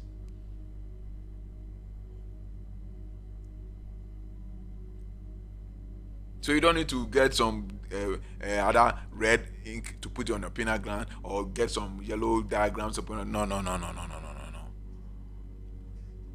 And this I am saying, I have people who are on the personality development who have not even initiated yet, they've not gotten a connection yet, and they will all tell you that they are having that experience. They are having that heaviness on their forehead, they feel the burning sensation on their forehead, they feel the itchiness on their pineal gland. The people are testifying. And if there are some of you who are part of the class and they are having that testimony, you can put it in the comment section for others to read, so that you'll be a source of encouragement. Sometimes you don't have to hide your experiences, but these experiences encourage people to go on. And it's not proper. I don't want to mention their names because I have not sought their permission to mention their names. But these are people who are going through the personality development class, and they begin to have those experiences already. They told, oh, I'm having heaviness on my forehead. When I'm meditating, I feel the heaviness on my forehead. I feel the itchy sensation, the tickling sensation on my forehead. And sometimes I feel burning sensation on my forehead. And this is the activation of the pineal gland. More than 80 to 90% of all the people going through the classes are having the same experiences. And these are, even most of these people I have never seen physically, physically like this before. I may see them on phone or through WhatsApp video call, but I have not seen them physically. Most of them I have not seen them with their physical eye. But through the direction and the teaching, they begin to activate. The pineal gland is being detoxed. And this is reality. And how do I know? Because myself, I went through. You walk in. There was certain period of my life where I had to wet towel and put it on my forehead, because the burning sensation was too much. So I had to wet physical towel, and then sometimes I place on my. Sometimes when I walk, I have wet handkerchief, and I place it on my forehead like this, because the burning sensation. Out of ignorance, I think it's gonna kill the burning sensation. But that is the activation process. Only for me to know that when the fullness of activation process is done, that thing will naturally. When you get yourself integrated into that state of awareness, which is the conscious awakening or the consciousness, that energy will naturally, you integrate and you become one with the energy, so you wouldn't feel it no more. But even as now, sometimes when I do intensive concentration or an intense spiritual exercise, I begin to feel the heaviness and the burning sensation. So these are things you are supposed to feel it and know it, and not by having diagrams and then putting up curves and all those things to represent it. We have the mark, but we don't draw the mark. We possess it inside. And so is anybody that is going through, so are most of the people that are going through the personality development training. So these energy centers are meant for your personality development. They are not in any way your true spirituality, but they activate your personality to make you well balanced to be able to function within the world of reality. So this is the clarification I want to bring to all this chakra system, because people are so much engulfed in that activating of chakras. When you activate the chakras, you're only activating your personality and aligning your personality, and maybe certain part of your personality that needed to be developed at a certain age because you didn't have a good master, a good teacher, or a good school teacher, or a good parent, or ignorant. That's a good. When I say good, it's not the right way. A well-informed parent, or a well-informed guardian, or a well-informed teacher to be able to guide you through to activate because then the deficits are there. So now that you are doing personality development, that aspect of you will be activated, and that's all there is. But when you are talking about true spirituality that leads to ascension, that could bring you invention, creation, and innovation, it's beyond the crown. So that is it. So we are going to look at the energy centers, and then what it does to us. I don't know how much time do I have left. Yeah, I think I'll make it very brief because it's not something that I need to waste time on it. I'll later on do the diagram and then maybe put it on the WhatsApp group. Now, so we are looking at what age, what energy center develops at what age, and what are the functions or the experiences you would have, and what energy is released or what energy flows at that center, and what necessarily blocks that flow of the cosmic energy. So we will start with the very fundamental one, which is the base or the root chakra or the root energy center. And the root, I wish I could have a diagram to show what the root energy is for the benefit of those who do not. Please, 1 second, hold on. I just want to make some. I just want to make something so that I can show you. So I'll use this thing to show you. Please, you have this thing on your screen. The caption for the day. Do you have it on your screen, or you still have me on your screen? Yes. So I basically will use this thing to explain to you so that you understand what I'm talking about. So these are the energy centers. You can see that we have 1, 2, 3, 4, 5, 6. This is more than 7 though, but the real I'm going to deal with the major energy centers, which are 7. Okay, so we have 1, 2, 3, the heart 4, 5, 6, and 7. Okay, no, this is more than that. Yeah, this is more than that. But what I'm trying to say, I'm going to deal with the 7 major. The one beyond there is what we are calling spirituality. Beyond the crown, beyond the violet one, there's one here. If you follow the one here, that's the source, that's the unit, that's the real spirituality. That's where the spirituality actually is. You understand? So that's why we say that to be able to do true spirituality, you have to transcend the mind. You have to go beyond the mind. Any activity beyond mind. Because true spirituality is beyond the intellect, it's beyond mind. Anything within mind and below is still not spirituality. It is personality, and it's the realm of limit. It's either intellectual, or it's emotional, or it's will, or it's desire. And they are not spirituality. They are personality. So we will look at the first one, which is the base or the root chakra, which is, you follow my mouse pointer. Please, do you see the mouse pointer? So you follow the the first one, okay? So once you see I'll use the pictures to explain. So the first one, which is red in color, okay, is what you call the base energy center, that everybody has it. Whether you are aware of it or you are not aware of it, it is there. It is not your awareness that will bring it active. It is there and it is functioning.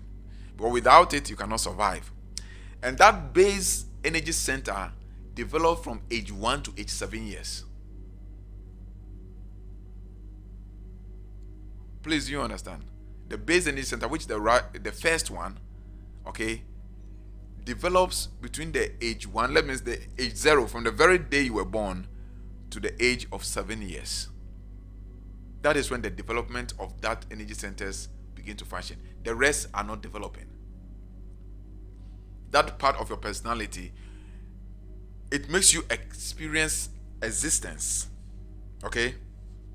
That means coming into life. It is that aspect of you that hold the life. That is the seat of the Kundalini. And that's where the Kundalini rises from. You understand? So, and it is in that base level that we have the 4 elements. So when you go to the tree of life, they call it the Makuth. When you go to the Kabbalah, they call it the Makuth. Okay? It's at the base of the tree of life. Okay? So when you read the Bible, it said we have the tree of life and the tree of good and evil.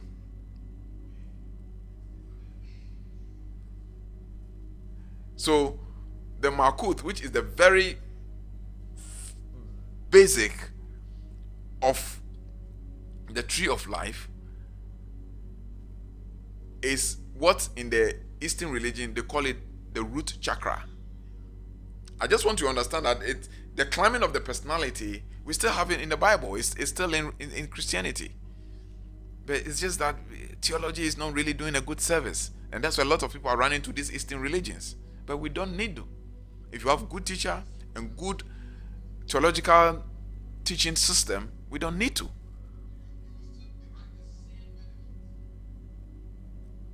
So basically the root or the base chakra or the root energy center, I'm using all the terminology so that those who are familiar with, those who are conversant, what is most conversant with you adopt it. Develops from the age of 0 to the age of 7 years. And that is what makes you experience existence. It makes you experience life. So at that level, you are literally still within the animal.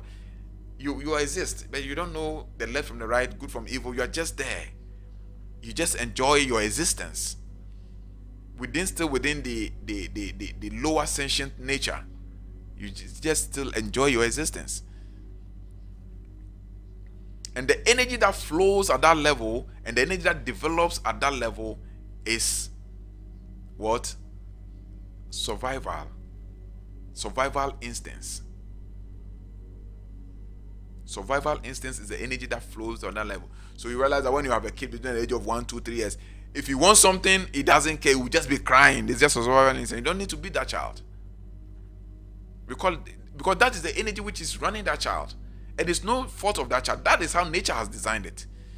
That is why every child from the age of 1, not even the age of 1, from the age of, let's say, the first month to the age of 6.5, getting to 7 years, it's survival instincts. When he wants something, he just wants it. Whether the father has it, he hasn't got it, no discretion. If he wants it, he will be crying and crying and crying and crying until he has it, because he just operates on survival. I have to get it at all cost. So when you understand some of these things, it makes it easier to train the child. And this is where our parents fall short. And these white folks know of this since eons and eons, many years ago, and they've put it in the form of psychology and philosophy, and they use it to train their children. So by the time that the boy would get to the age of 21, 28 years, he's fully matured in terms of personality. And he knows his left from his right.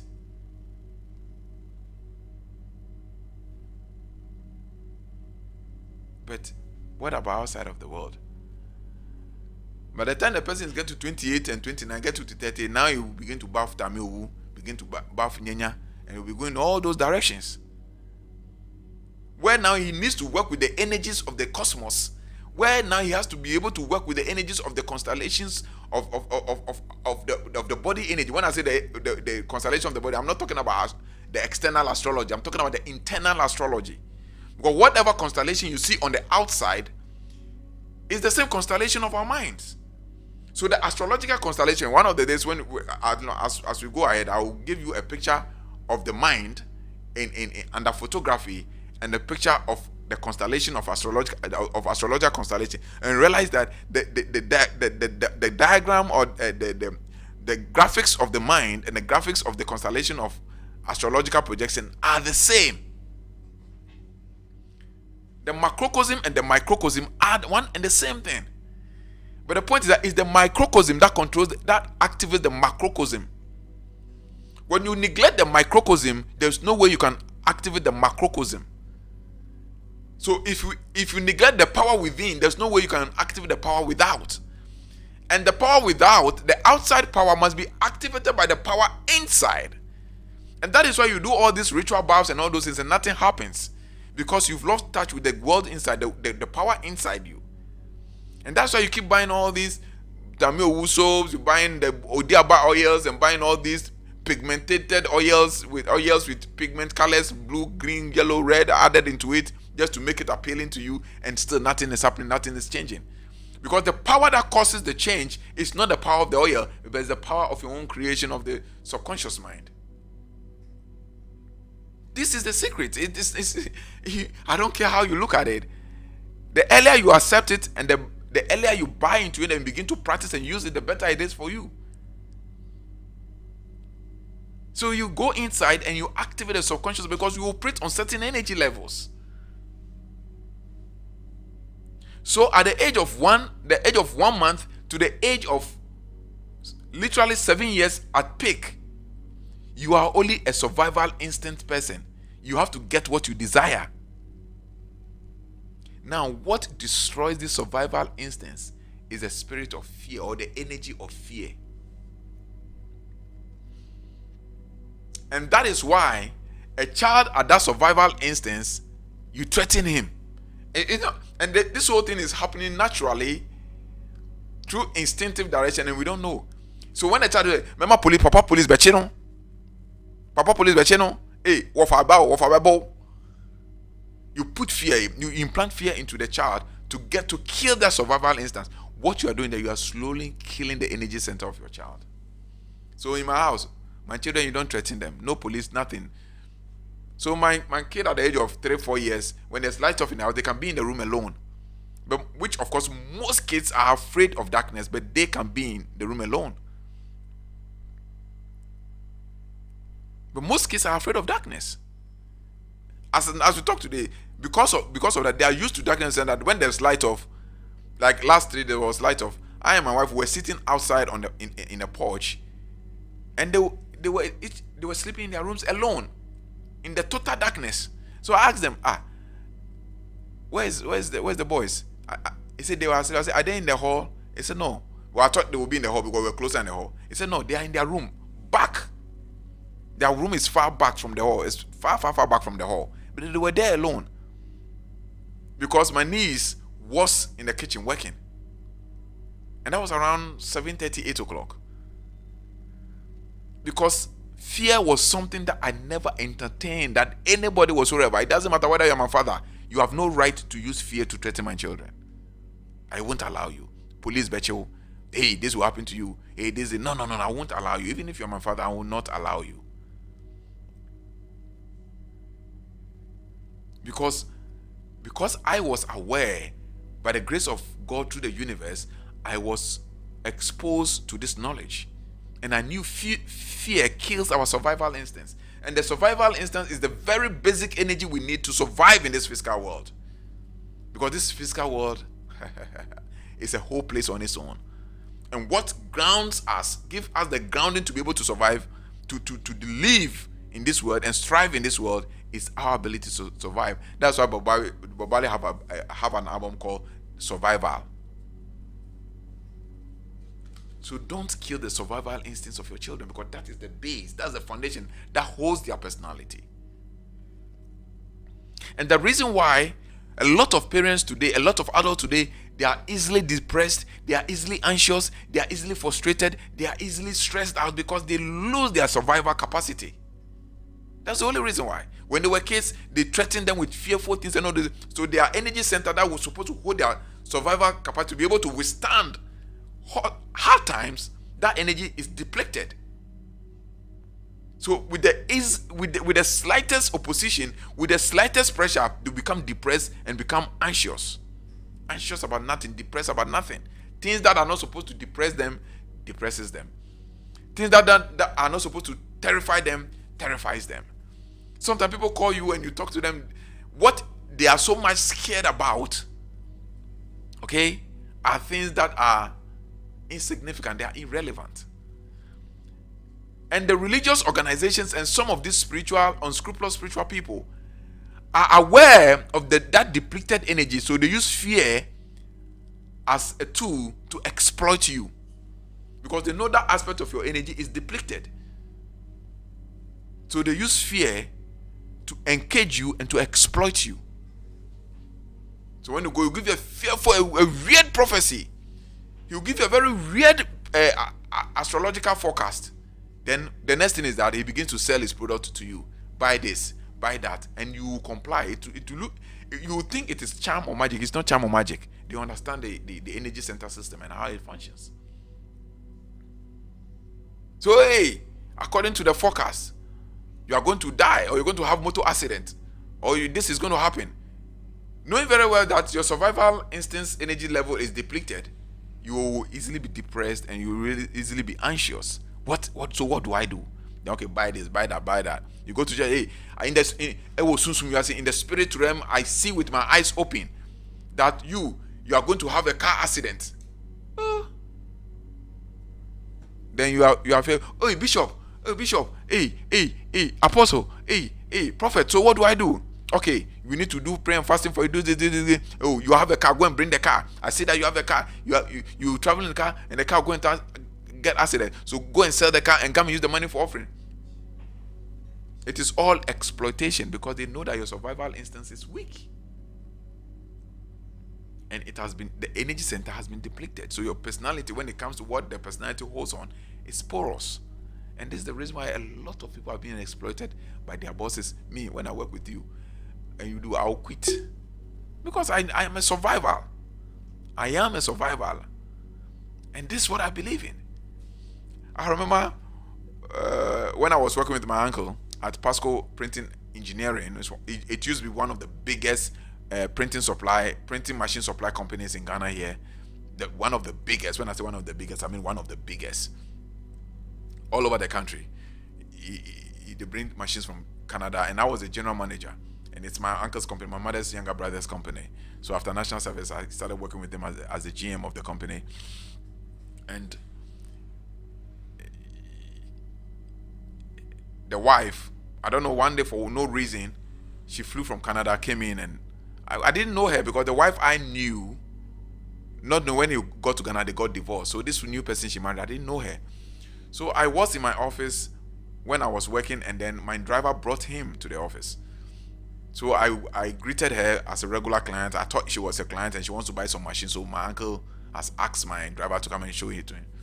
So when they greeted me, they walked into the main warehouse where the printing machines were.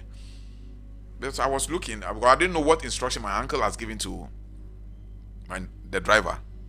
So, but when the driver passed by, the driver realized that no, I don't know her. So the driver asked me, don't I know her? I said, oh no, I don't. And so that is your uncle's wife. I said, oh, I see. So we talked and then she left. I don't know, the fact that I said I don't know her got her furious. After a few days, she called me that I didn't smile to her when she came there. And I said, well, but I greeted you politely as I should greet any client that comes in, because I thought you were a client. We spoke. She didn't really understand. And then, to cut the long story short, she told my uncle that I should apologize for not laughing.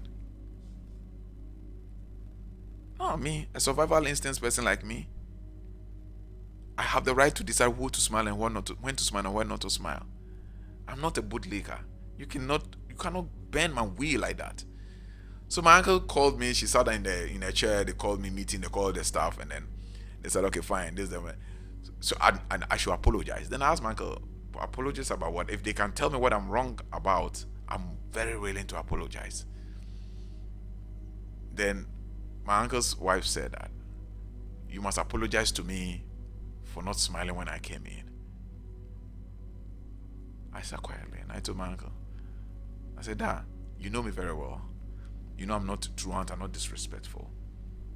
I can apologize for anything I have done or anything I never did. But for me to apologize for not smiling, I won't do it. If that is what they are going to sack me from the job, she should sack me from the job. I will never apologize for not smiling. It takes away my humanity. It takes away my beingness as a human being. I will not apologize for not smiling. It is my right to decide whether to smile or not to smile." And then she said, "Okay, fine. If I choose not to apologize for not smiling, then I'm fired." I said, "Thank you." And I hand over my keys, hand over my car keys, hand over everything. And I took my all the staff were crying because they felt the woman was unjust. I said, "No." They told me, some of the secretaries, "Oh, Fred, it's not that, just apologize." That's me. I said, No. I would never ever do something on earth. I'm a survivor. Many of them would have kowtowed and apologized for not smiling because their survival instinct is polarized. So this is how it happens. So if your survival instinct, the base of your, that's what I call the root chakra, or the base, that is your root, that is your base. If it is weakened, you buy into anything and you kowtow to anything. And that is why it is very, very necessary to make sure you don't use timidity and don't use fear to bring up your children. Never ever exercise it, because you do your children a lot of disservice. And there are a lot of great souls, there are a lot of wonderful souls that have come to the planet Earth to do great and marvelous to change the course of human history, but the kind of parenting that they had killed that energy by just collapsing their very root and collapsing their very foundation. They just cut off the root. And Bob Marley says a tree without a root can never survive. And there's no tree without a root that can survive. And a lot of adults today are not surviving in the system. They are facing all sorts of situations and all sorts of hardship because they had parents that cut off their root with the energy of fear. They use the machete of fear to cut off their root energy. So please, if you are listening to me and you have kids you're bringing up, God bless you. If you are very young kids you're not bringing up and you are yet to give birth, take note of these things I'm talking about, because I'm going to treat it to pure adulthood. Never ever use fear to bring up your children.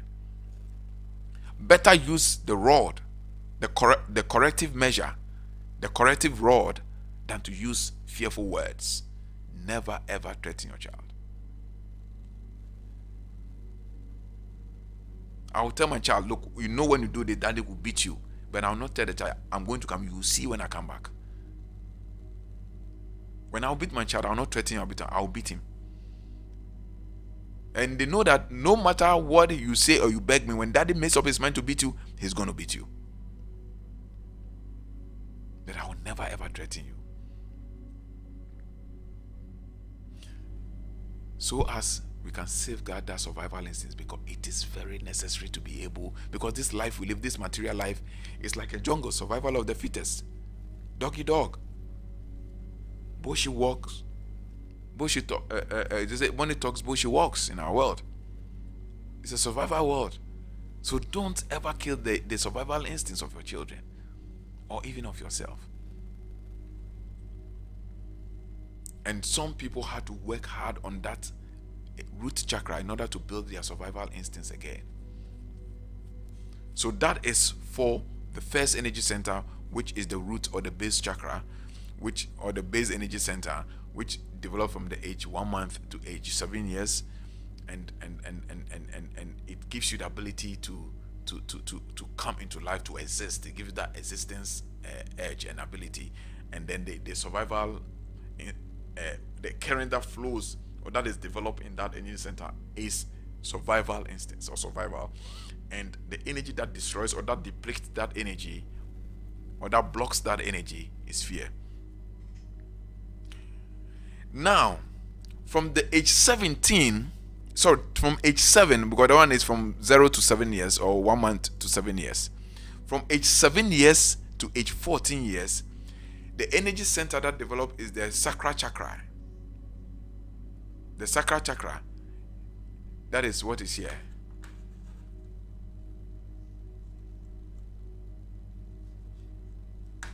The sacral chakra is what is here, okay? The second one, but that is a little bit higher, okay? But it's not too close to the solar plexus, okay? It's here. Okay. Now, that develops when the child hits the age of 7 years, and it goes through to the age of 14 years.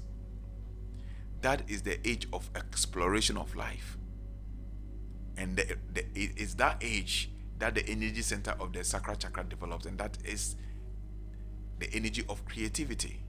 So realize at the age of 7 years going, the child wants to explore life, wants to do this, wants to be creative. He's doing all manner of this. Hey, stop it!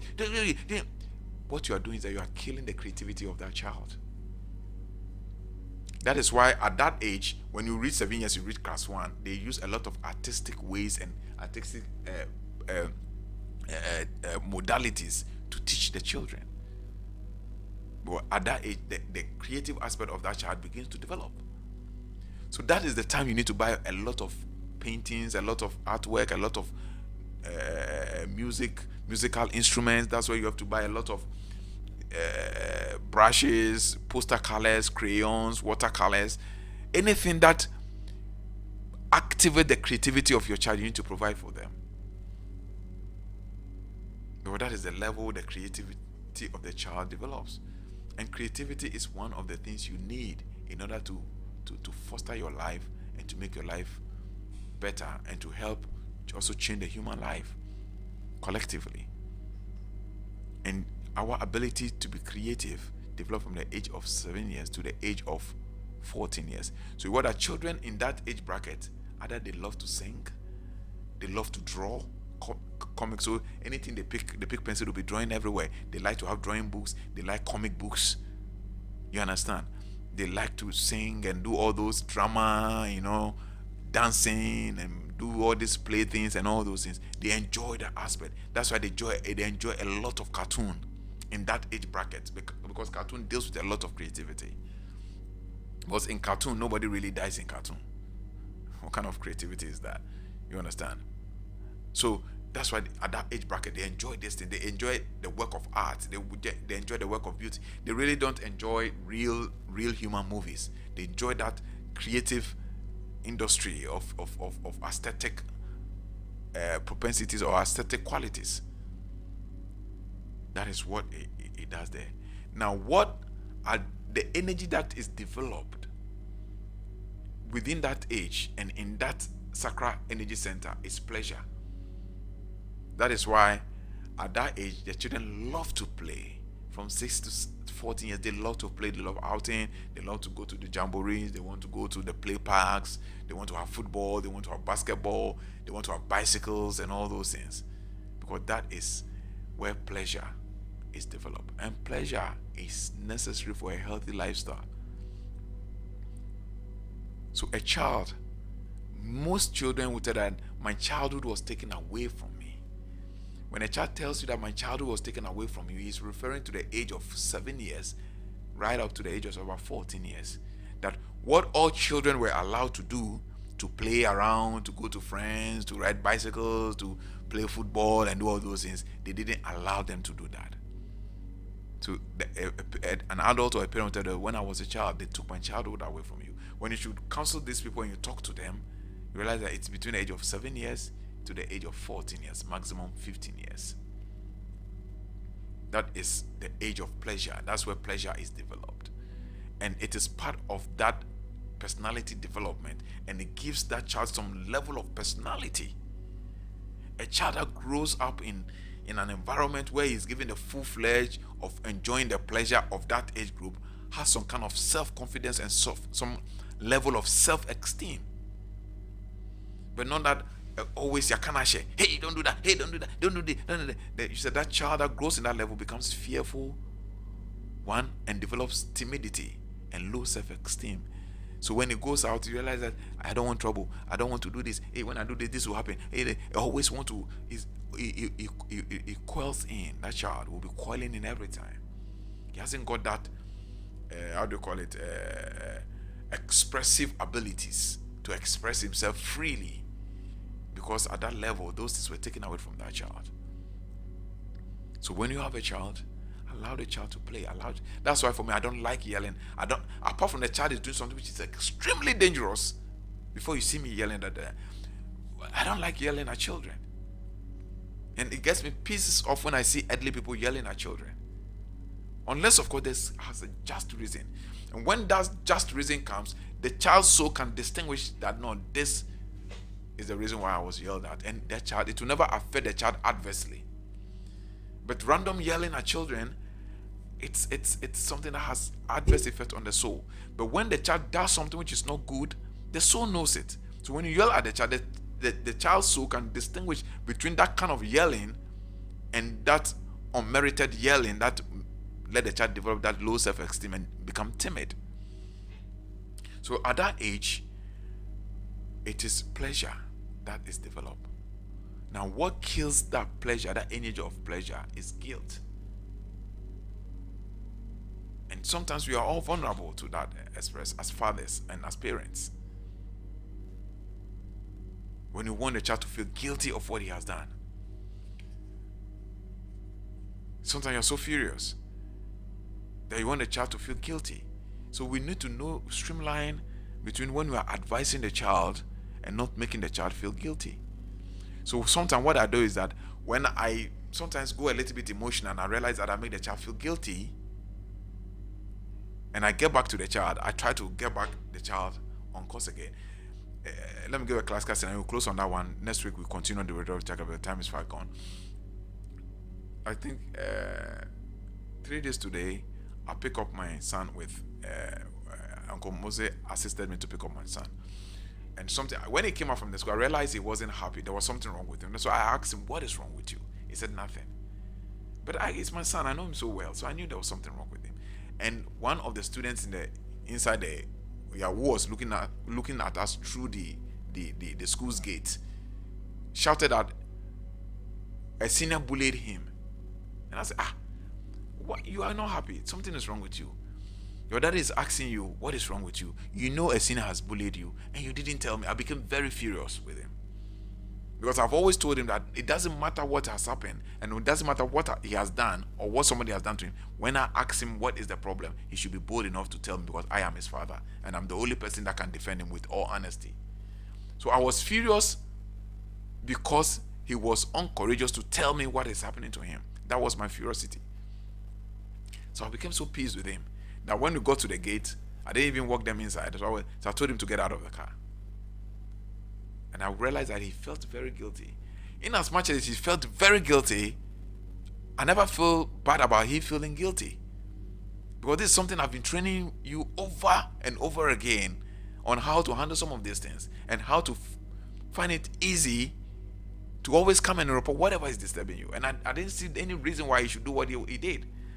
So I never felt guilty. So I even told Brother Moses that when I get home, I'm going to lash him for what he did.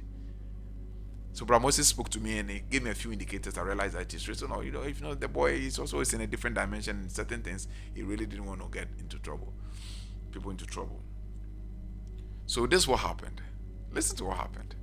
Because the guilt was with this sacral chakra, which is very close to solar plexus.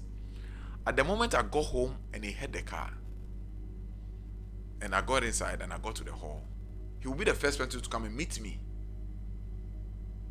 Okay? But I realized he didn't come to meet me. So when I got to the house, his younger brother, where is your brother? He said he's at the washroom, going to private. So I knew guilt was working. So I put my bag down, I went to him in the private and asked, what is it? He said, Daddy, my stomach. And it's not your stomach. I said, no, understand, I'm not going to do anything.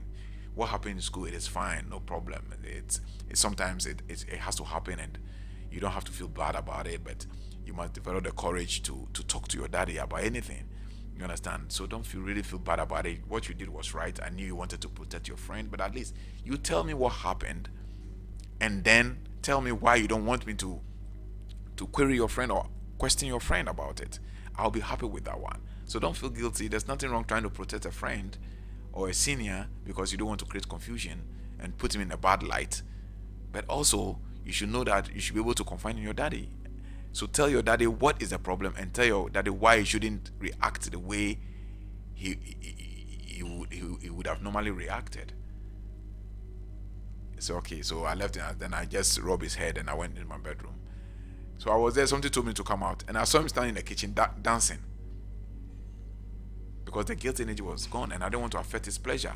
And at the moment I took out the guilt energy, he was standing in the kitchen dancing alone. He was dancing alone and there was nobody in the kitchen.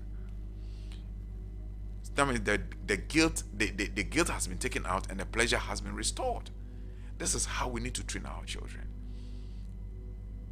So when you train our children this way, the child doesn't need to grow up to develop his energy centers, to develop his chakras. Because right from the word go, you assist the child to be developing the chakras. Right from the word go, as he grows, you will help him to develop the chakras. So the child grows into a full-blown personality being that doesn't need to struggle with anything relating to personality and energy center or chakras. So that is it for the age 7 to age 14 years. It controls the energy center that develops at that age bracket is the sacral energy center or the sacral chakra. And then what actually the functions or what is experienced at that age bracket is the exploration of life. You explore, they want to be adventurous, do things, explore the world around them and do things. That's why they'll be writing on the walls and doing everything. Just get it easy. Let them we can paint the world all over again, isn't it? You can paint the world all over again. Paint us there. We are going to get it. Even if you don't have money to paint it immediately, let it be dirty for a while. God will make a way. The universe will provide some money. We're going to get the money and paint the world. It's not going to destroy the world. Let them destroy the chairs with other things. We are going to fix a new chair, get a much more chameau chairs. You understand? So at that level, allow them to explore, but guide them in their exploration. That's what I do. You guide them in their exploration, so that in their exploration they begin to learn the difference between right and wrong, good and evil. You just don't lead them to be on a spree of exploration without any guidance. So in all that area, what you do as a parent is to guide the children. And I'm focusing on the children because these are lower ages. We come to the place where we get to the intermediate ages, then we come to the adult ages and what we need to do along the line. But I'm talking about children because these are children ages. So you guide them as they explore. You guide them as they exist in life. And they have the opportunity of experiencing life as existence. You guide them as a baby, as a toddler. You be guiding them when they are crawling. You guide them, don't go to the father's fire. You put them on it, and all those things. That is what you are supposed to do as a child. As a parent, you need to guide. And you have to guide with an informed knowledge. Not guide based on justice and observation of how somebody's child is doing or what you read from other books. Use the intuition to guide your children, because every children are unique. Every child is unique. Every child is peculiar, and every child is special with its own unique abilities. And you must be able to identify those abilities and guide the children according to their abilities, not according to what you think they should be, but what they should be. So Bible says that bring up a child. That's what Bible says, that bring up a child the way he should grow or she should grow, not the way you want that child to grow. The lot of mistake parents are doing is that they bring up children the way they want the children to grow and not the way the children should grow, because there's a natural phenomenon by which the children should grow by.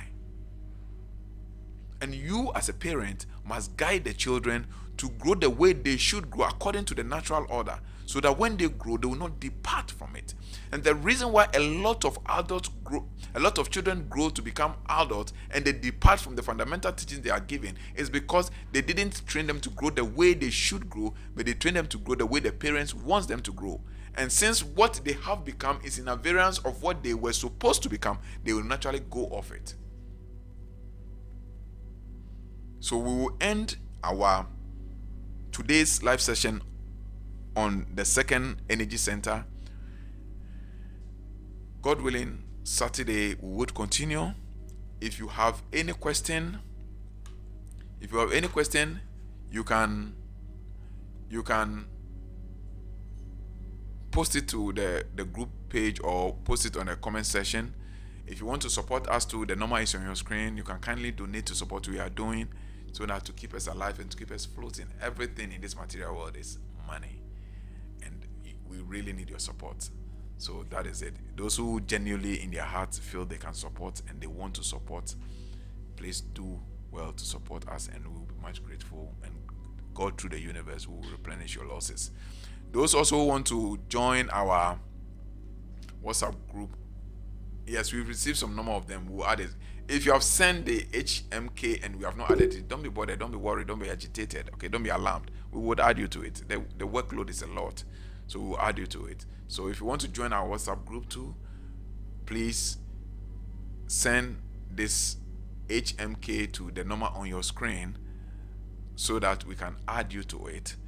And Mr. Samuel requesting about the classes will be coming up, but with the class we'll be communicating more at the WhatsApp group level on what the whole class will be about and everything, and how much will be paid. The class is not going to be for free, because it's going to go through a series of practical sessions that will let you develop to get to that dimension where you become self-reliant and be able to do things for yourself, not to be able to be always depending on people, roaming around and all those things. So the class session will be coming. So please begin to save some of your salaries, begin to save some of your chop money they give you to school if you're a student. And if you're a salary, begin to save, because it's not going to be cheap anyway. Honestly speaking, I have to be very honest with you. It's not going to be a cheap wholesale something, because this is something which is much more, it's worth much more all the skill knowledge you ever acquired. So the class session is going to come on, and those who are interested will participate, and want people who are truly serious and truly interested. So we don't want to put it on a very general wholesale cheap level that anybody would just want to come and bluff with the knowledge. You understand?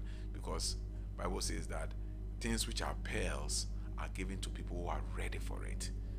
And he says that when somebody sees a pearl in a land, or finds a gold in a land, Jesus Christ gave that narrative. He said he goes to sell everything he has to come and buy that land, knowing that when he is able to buy the land, the gold that he gets out of the land can buy everything that he has lost.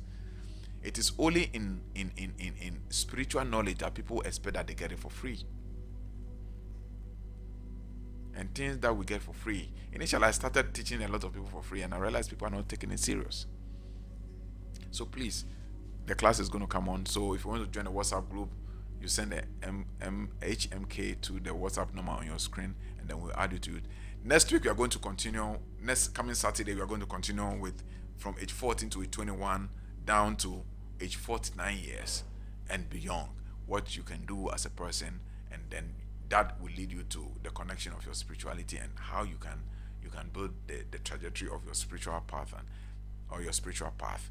Thank you very much for your time and energy, and may God through the universe, we can never always eliminate the God factor, because everything, that divine essence, the absolute love, energy, limitless potential energy we call God, okay, through the universe, and the energy that controls the universe, guide and protect us throughout the rest of the week till we meet next Wednesday. I say stay blessed, and make sure wherever you go, you express love, compassion, forgiveness, kindness, humility, respect to all life, and above all, be non-judgmental about people.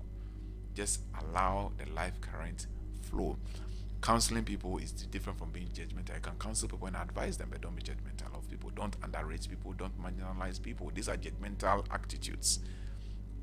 Don't segregate. They are all judgmental attitudes. So let these characters and virtues lead you throughout the week till we meet next Wednesday. Stay blessed, and the universe bless you.